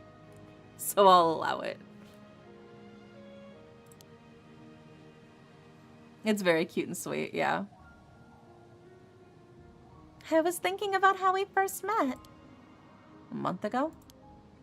Yeah. A little straight romance as a treat. Yeah, a little het gem as a treat.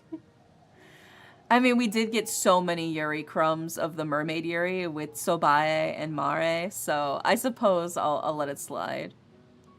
Back then, you said you wouldn't bother me. But you peeked over at me like 5 times, didn't you? Ugh, I thought I was being sneaky. You even counted the number of times? But if you were counting, I guess you must have been watching me too, right? I didn't realize I was giving myself away. But you're right. I was looking at you. So that's why you crept up behind me to scare me, huh? I wasn't trying to scare you. I just wanted to see your surprised face. So you were trying to scare me. Well, you honestly got me pretty good. You definitely got me back the next day. I love that memory. With memory like that, there's nothing else I need. I have no regrets. Come on, you can't be all fulfilled and complete already. We're only just getting started. Right. Only getting started.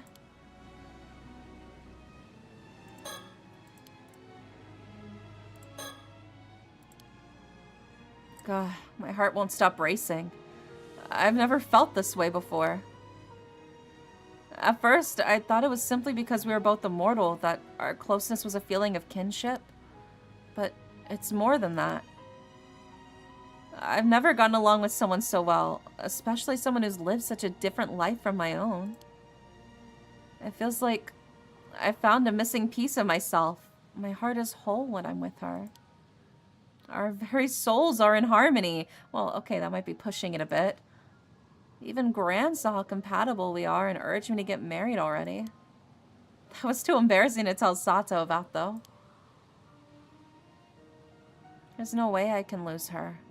I can't even conceive of life without her. Even with the 800 years of life ahead of me, I'll never meet anyone remotely as amazing as her. If there was some way to use my immortality to stay with her, I'd do it in an instant. Whatever form I would have to take, I wouldn't complain. I'd sell my soul to the devil if it would get me what I desired. We made up our minds. We'll see our final wish through no matter what. Wait. No matter what form he takes.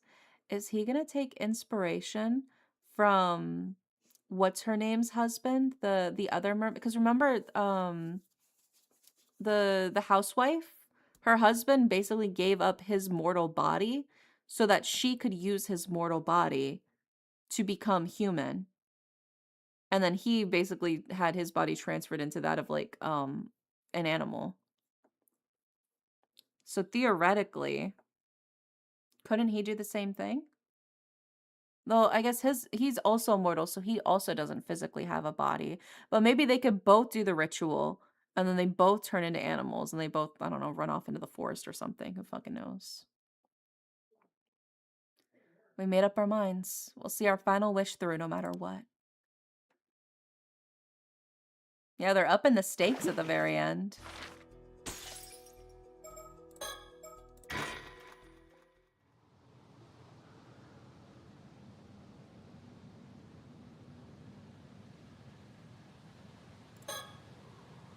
The summer breeze feels perfect, and the clear sky is sparkling with stars. Nothing relaxes me more than the whisper of the tide and the breeze in the trees.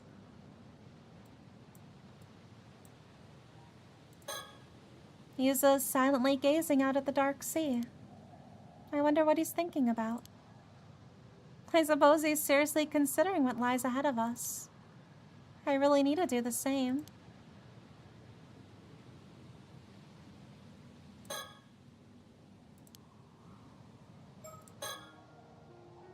I'm so happy. I only have 2 days left. Finding hope at a time like this feels like a miracle. I'd all but given up. I never thought I'd get a second chance. When we were here yesterday, I told Yusa how I felt. I told him I loved him, that if it were somehow possible, I'd stay by his side forever. I had planned on taking those feelings to the grave. But then it hit me. There wouldn't even be a grave for me. Maybe that's why I blurted it out. I was prepared for it to go badly, but he accepted my feelings. Still, I only had 2 days left. It can't possibly be any easier on him than it is me. After all, sharing our feelings changes nothing. It'd only make it harder to say goodbye. But Yusa confessed that he had been suppressing his feelings for the same reason. Hearing that made me wish I hadn't said it first. I can't help feeling like I lost somehow. But looking back, that moment was the only time I could have said it, so I'm glad I did. However, now that it's all out in the open, I thought we'd feel a sense of peace, but we don't. Far from it. We're not like a pair of tragic lovers in a story bound to die beautifully together or anything like that. I mean, if we could die together, there'd be nothing to agonize over in the first place. So we started thinking of ways we could be together. The answer came to us surprisingly fast, but it was an answer that could be described as taboo.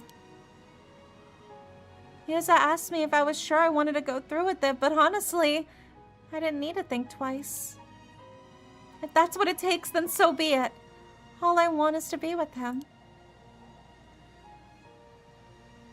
But we're running out of time.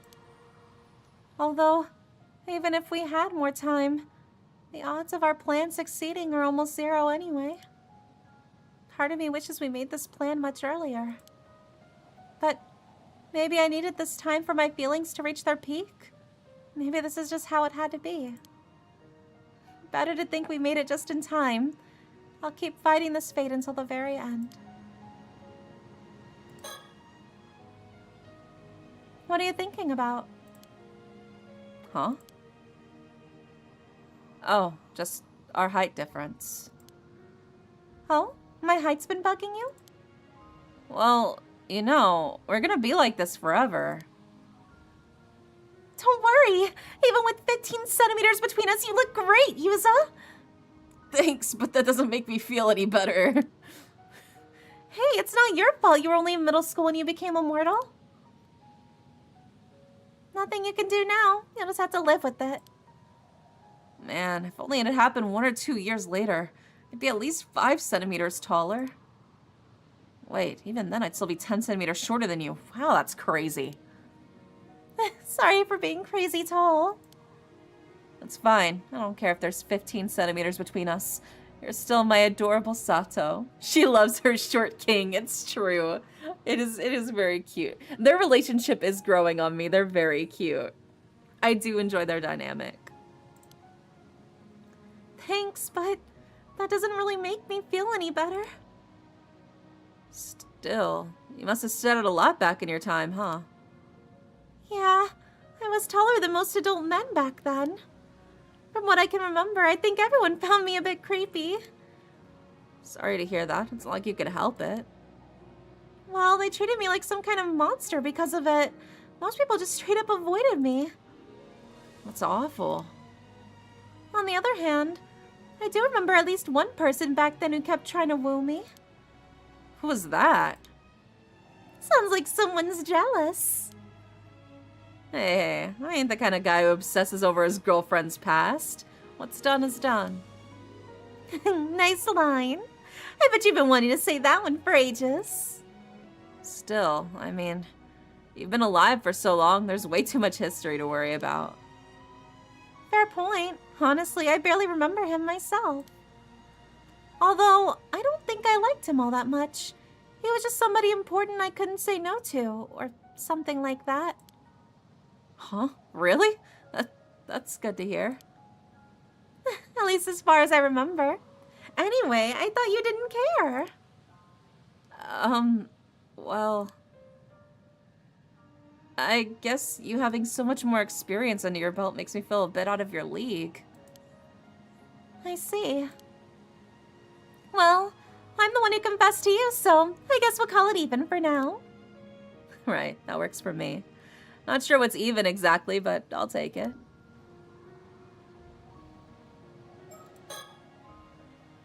Part of me wishes we made this plan much earlier. Maybe I needed this time for my feelings to reach their peak. Maybe this is just how it had to be.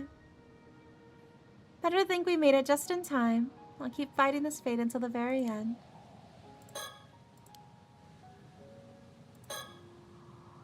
I would have assumed he'd be thinking about tomorrow's plan.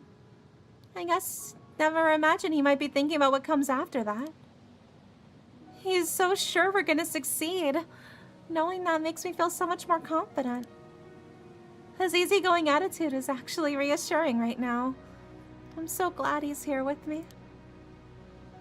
Aww.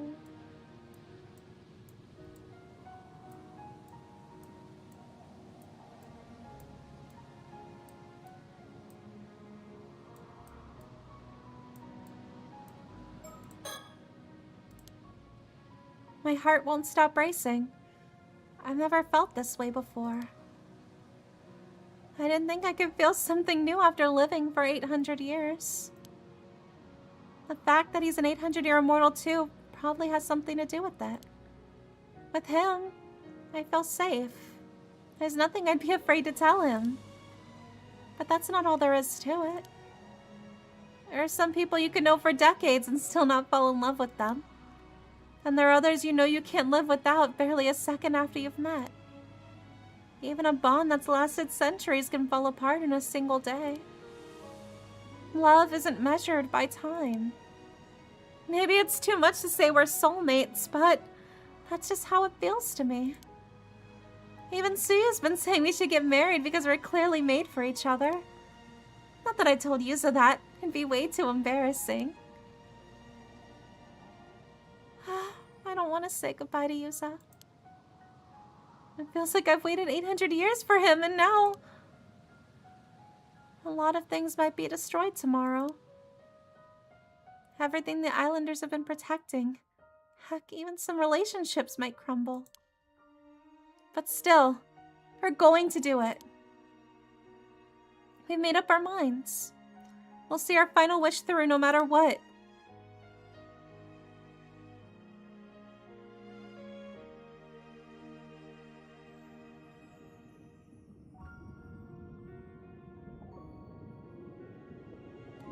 My apologies for the interruption. I simply wish to confirm your understanding of a certain point. Yuza Minakuchi and Sato Shiranami attempted in vain to hide their feelings for one another, and now they are hatching a plan.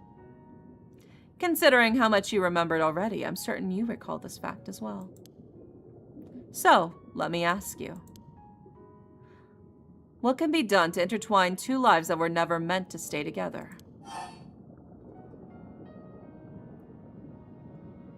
Oh.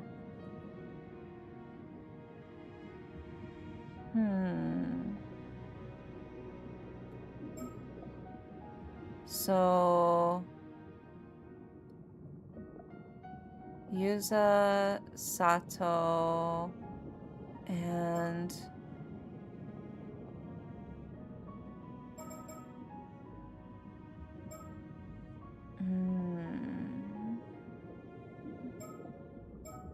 Well, let me look at the files. The profiles, sorry.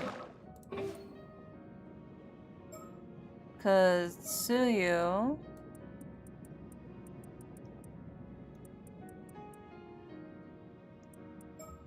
There's... Tsukasa.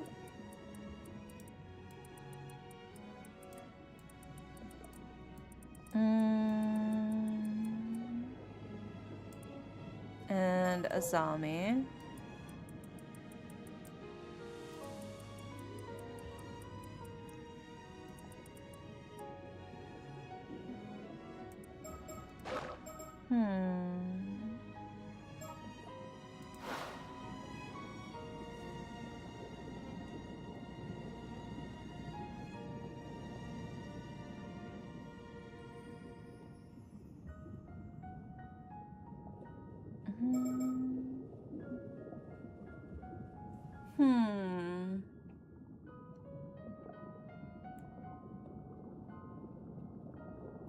I feel like it has to be those two, but who is the third?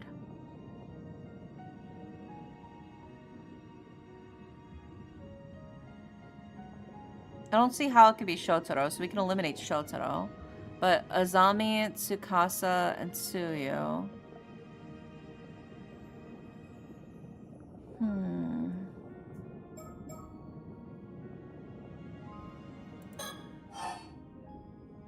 Oh.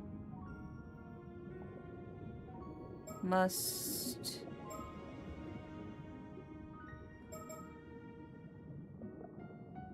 ultimately...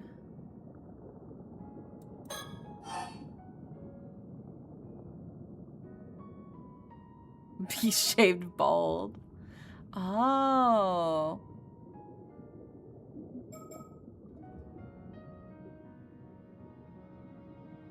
Wait. Okay. Okay. So, Sato Shiranami must once again be made immortal. Sato Shiranami must once again be made immortal, you say? That is correct. And you chose the right answer on your very first attempt. Well done indeed. That's why we have the mermaid meat. That's why we had the mermaid meat, baby. Indeed. As there's no way to undo the curse of the 800-year immortal.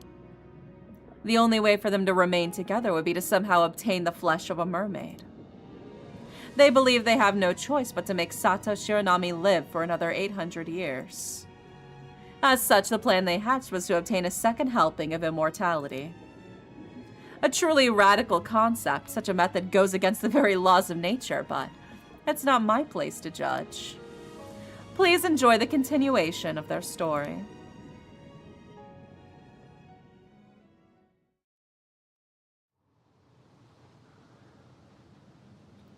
I told Azami about our plan to find a mermaid. And that's also why he needed to find a mermaid as soon as possible. Oh my god. Oh. He was already planning to do that for Sato. Oh. And he agreed to help. We'll go diving tomorrow and hopefully find a clue. I'm sorry I can't be any more help. I can't remember anything else. But I'm sure there was a mermaid on Taishima. Don't worry about it. At least now we know where to start the search.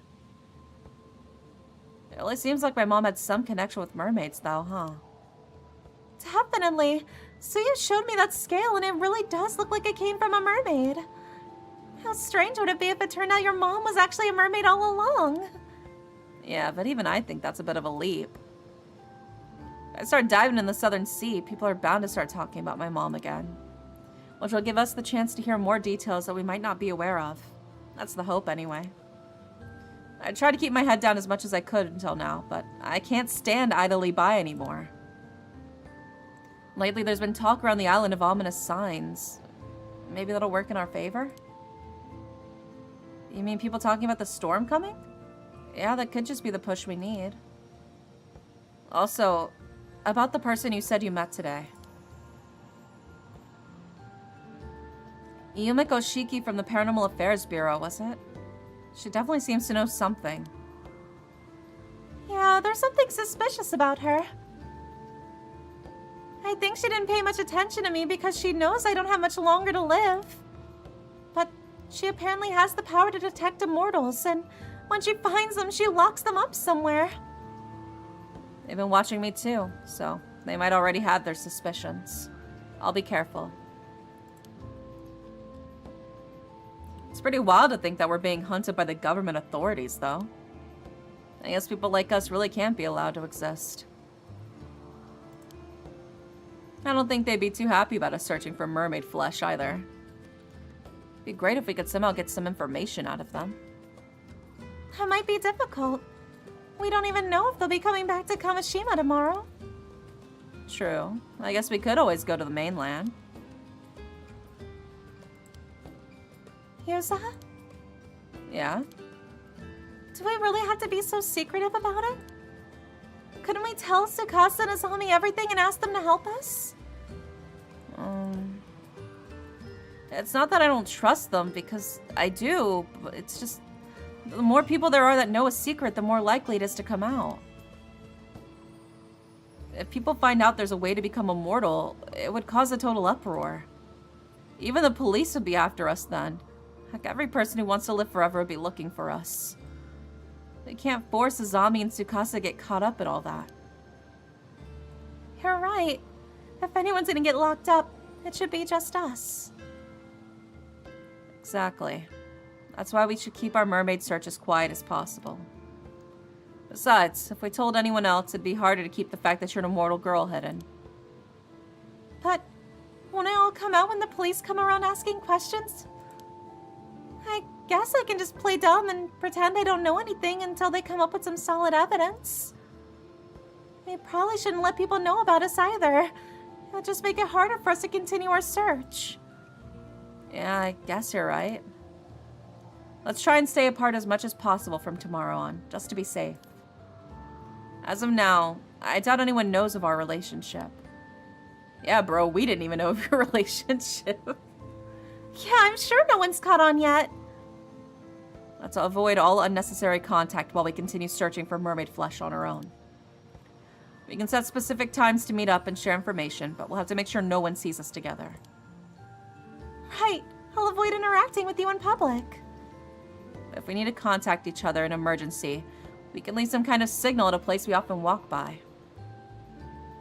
Oh, I know. I'll leave this Kamashimaru keychain in front of the town clock. If you see it there, do you think you could come to the roof of the Kante Kisho? Oh, that's the one I gave you. Okay, Kamashimaru can be our go-between.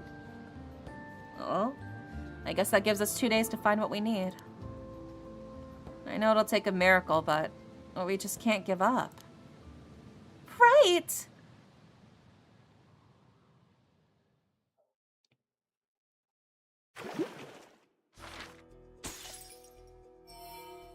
There we go.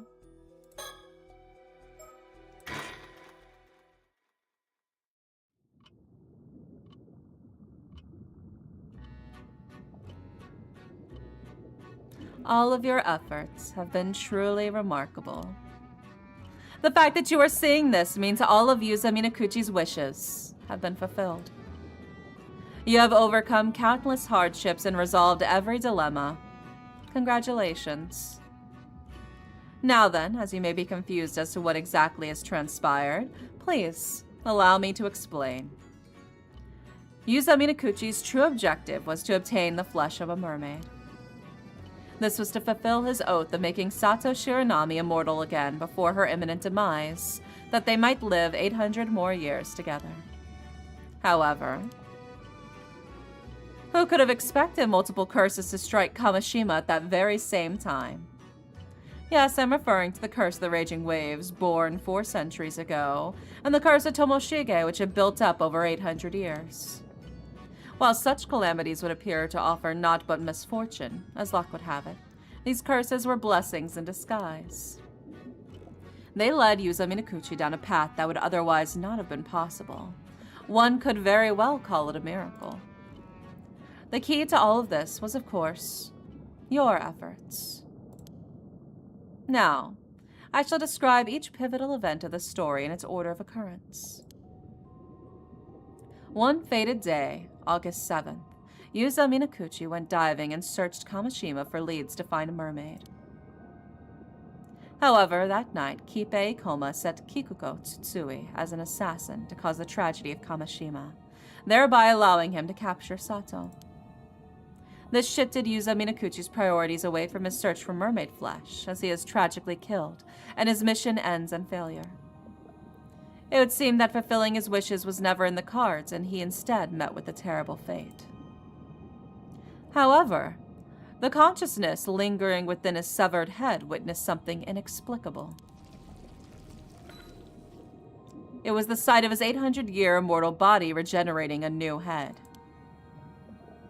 With that in mind, complete with all the memories intact, formed inside the regenerated head of the resurrected Yuza Minakuchi. The severed head then disappeared, yet the consciousness that had remained within it did not return to his body.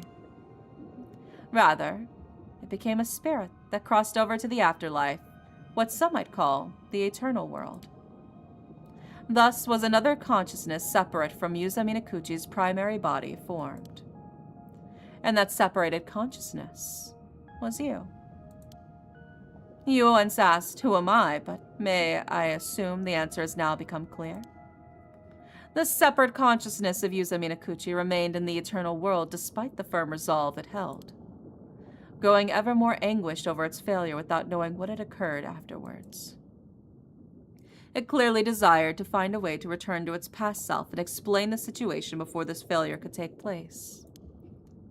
So it found its way to the boundary between the mortal world and the world beyond.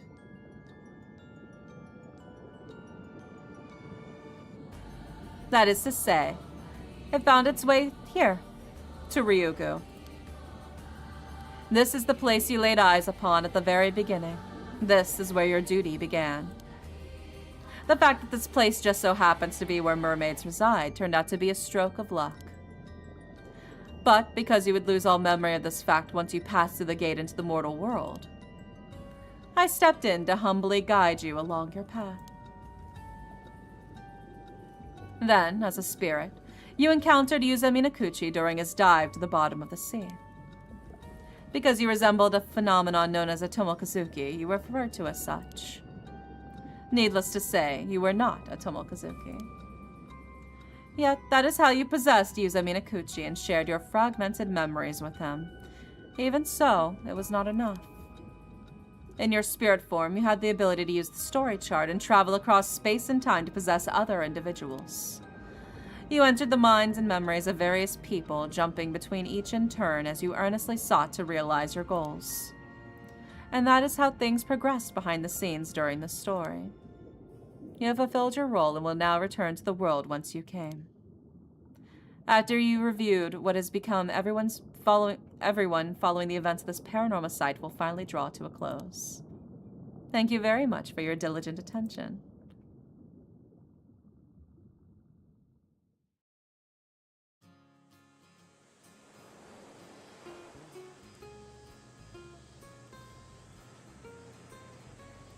Oh, so you've decided to accept your inheritance, but you're going to university first?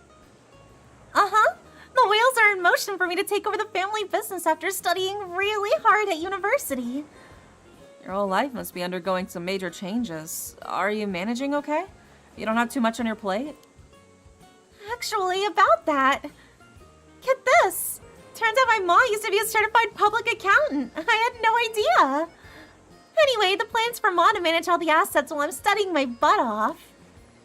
He's apparently waiting like a hawk for the moment to swoop in and make sure you got everything coming to you. I don't know if I should be calling her cunning, but Tsukasa's mom sure knows how to get things done. That's wild. Oh, that reminds me. There's something I wanted to ask you, Azami. Hmm? You mentioned wanting to ask Tsukasa out the other day. How'd that go? Sato, you seriously gonna ask me that in front of everyone? Jeez. I mean, I guess it's fine since I already asked her, but that could have ruined everything. Wait, you did? When did this go down? Oh, I couldn't help myself. I've been dying to know. I had to ask even if it messed up your mojo. You sure are something else, Sato. Anyway, if you need answers that bad, you should ask Tsukasa. So, what did you say, Tsukasa? How did he ask? Where was it? Tell us. You're way too invested in this encyclopedia. You know how things are with me right now. The truth is, I haven't given him an answer yet. Oh, but at least it's not an outright rejection. How long are you planning to make him wait? I gotta do some soul searching to figure out how I feel, and I need everything to settle down, so about 4 or 5 years. That long? You're gonna keep leading the poor guy along that long? Right? And to top it off, she asked me for my help in the meantime. Your help? Yep. I want to take over for Old Man Wakamura and make Kamishima the best place it can be. I want to be way more convenient and bustling than it was now. An island that tourists flock to, you know? That means I'll need to start a business to manage all that. As you can see, I got loads of stuff to do. That's why I need you to give it your all as the leader of Kamishima, Azami. Yeah, I guess I want all that stuff for Kamishima too. Sounds great. And Azami will definitely be a big help. My plan is to have Azami rise up in the ranks and help me out with a whole bunch of stuff. Once he becomes a big shot like the mayor or something, then maybe we could start going out. What? That'll take way too long. I'll be an old geezer by then. See what I mean? This is what I had to deal with. Seems like that cunningness runs in the family.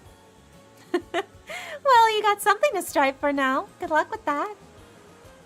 Quit your belly aching, Azami. We're doing this for Sato and Yuza too, you know? Yeah, I know. We talked it all over before. Huh? What do you mean you're doing it for us? Let's just say we were surprised when we heard about you guys the other night. About how you became an immortal yourself 5 years ago, yeah? By that stage, you'd secretly gotten your hands on some mermaid flesh for Sato. Now Sato became an immortal for the second time? And the fact that you guys have decided to stay together for the next 800 years, it was a lot to swallow at once. Yeah, sorry for dropping such a big bombshell on you guys. Also, to be precise, we're gonna be together for the next 795 years. What's 5 years when you got centuries? 5 years is a long time. Yeah, he's right. And we're gonna discuss the idea of going for another 800 years when we get close to the end. Yeah, okay, whatever. That's up to you guys. Do whatever you want. Don't forget that you owe us for keeping such a big secret from us this whole time, got it? For real? See, I told you we should have gotten their advice from the start. Yeah, you have been saying that from the get-go. I know you said you live on the down low in the Kamishima because it'd be a whole other thing if people found out about you two, but people will eventually start getting suspicious even if you try to lead normal lives. How are you gonna do? Well, we kind of just assumed it would all work out somehow. That's true. We haven't really thought about that at all. We figured as much. That's why we're gonna protect the two of you. Huh? We'll make some rules on the island so no one will get suspicious of you no matter how long you choose to live. I mean, it's gonna take some time to put our plan into action, but I'm sure we'll be calling the shots around here by the time people start thinking there's something fishy going on with you guys. I was thinking we could build a shrine for you two to live up in the mountains. Oh, A shrine? That sounds incredible. We could say the gods are enshrined there, so people shouldn't go near it without permission. then I'll make sure the descendants of the Kumoi family are protectors of that shrine all the way down to the family line, so they'll always protect you. The Somakawa family managed to pass it down their legend for 400 years, so I bet my family can handle a shrine for 800 years or so. That's so thoughtful, but I kind of feel bad for making you guys worry so much. Not to mention several generations of your family. It's fine, don't mention it. Nothing makes me happier than seeing you and Sado together. I know you went through a lot to get to this point, Yuza. I'm really happy for you. Azami. I'm seriously so happy for you. Like, seriously overjoyed. You heard the man. That's why he won't let anyone get in the way of all this happiness. Azami. Tsukasa. Thank you both so much. Oh, Tsukasa. The fact you think of all these plans just for me means the world to me. Well, there's one other reason. Yuza's never been the type to look before he leaps, so we have to be around to make sure he doesn't get in any more trouble. Huh, good point. That's not true. You're the one who always got me into messes, Azami. Nope, you're both wrong. You have any idea how much apologizing I had to do for you guys over the years? Oh, but you're gonna make it up to me now. I'll work you both to the bone. You too, Sato. We're gonna put Kamishima on the map. You got it. Just tell me what to do. Let's all keep getting each other into and out of trouble from here on out. True friendship is when you dedicate your family's generation to protect your immortal friend's secret. I know, it's so sweet. It's so sweet. There is a legend in Kamishima. It is a story passed down through the generations about two gods in the guise of a young man and a young woman. They would often leave their shrine disguised as ordinary humans and happily stroll through the town. On occasion, they would sneak off to the island and travel around the country before returning home. The people of the island would stop and give a small bow whenever they came across the couple, and silently watch as they went on their way. No one knew from whence the pair had come. Their history was shrouded in mystery. But it is said that this mischievously playful and intimately harmonious couple would always look upon one another with pure joy. There was apparently only one inviolable rule concerning the pair. One must never sneak up and startle them from behind.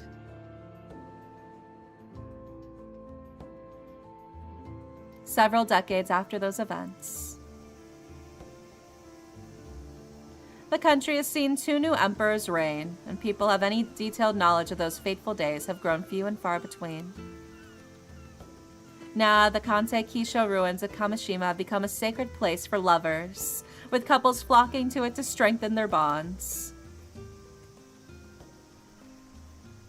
On this day, the young visitors who happened to come see the sights spotted a young man and a young woman together on the roof of the Kantei Kisho ruins, gazing happily out to sea.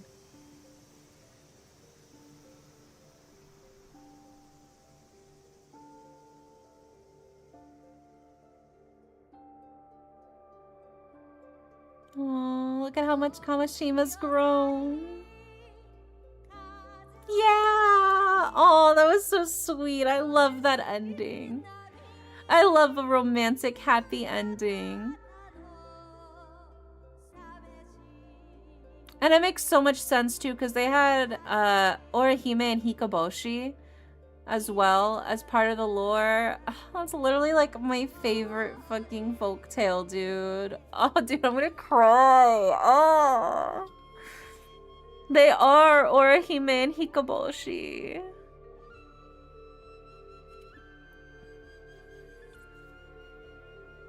Makes me so happy, man. I love romance.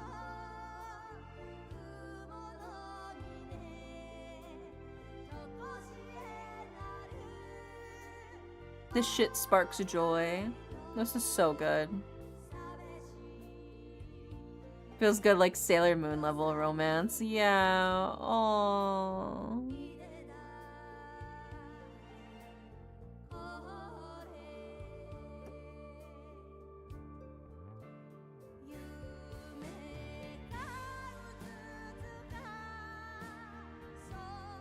That was adorable. Yeah. Oh, dude, I'm like actually tearing up a little bit. That makes me so happy.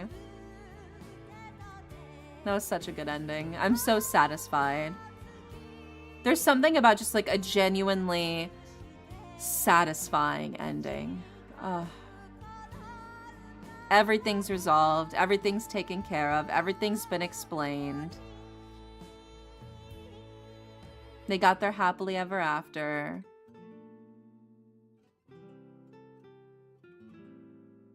I will say I do think Tsukasa and Azami's relationship felt a little shoehorned in, but like, I get it. They wanted to pair them off too or whatever.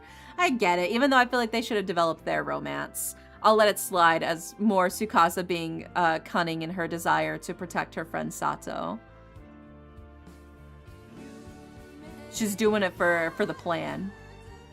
I feel sad by the fact it's over. Next 800 years might land us in 2780 AD, depending on the years the game is setting.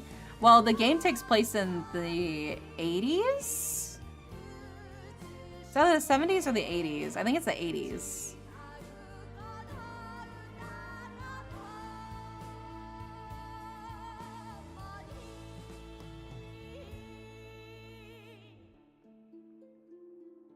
Yeah.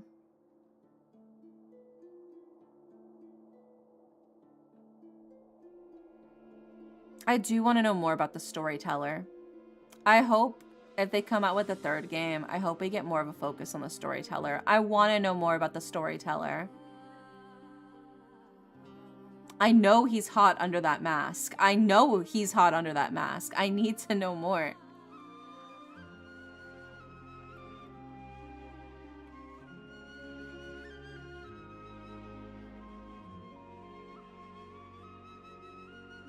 So fun, man. Just, the parallels of Orihime and Hikoboshi with Yuza and Sato. The fact that the trick was to just make her immortal again. They basically just like did a rollover on her immortality, which is so funny. I'm kind of surprised nobody else thought to do that before. But I guess it is really difficult to come across mermaid flesh in the first place in order to become an 800-year immortal. So thinking that you could get it twice and then just eat it again to get another 800 years, most people were just already fucking done with being immortal by that point, so. Oh, it's the photos from their time spent together on the original last day when Sato was supposed to die. And they spent their last time together. Aww. And that's so cute.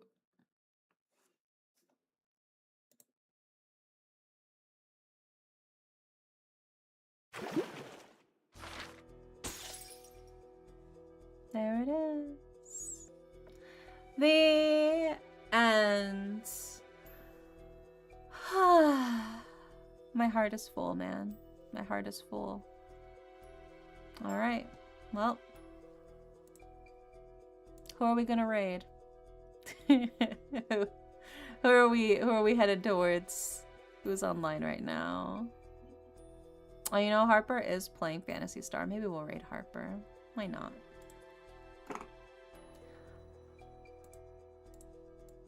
I think that's what we'll do. We'll raid Harper. Yeah, GG. Yeah, the game was so good. I genuinely loved it so much. So good. And then next week, we're starting the Fall in Love Festival. So we're going to be playing even more romance games. We're going to be playing so much romance games starting next week, which I'm super excited for. That'll be on Tuesday. That'll be starting. So tomorrow is community night in the Discord. We're going to be watching Frankenstein. And then Tuesday will be the first day of the Fall in Love Festival. So hopefully I'll see you in the Discord for movie night, or I'll see you on Tuesday for the Fall in Love Festival. But if not, no worries. I'll see you when I see you. I hope you guys have a wonderful, wonderful night. And good night.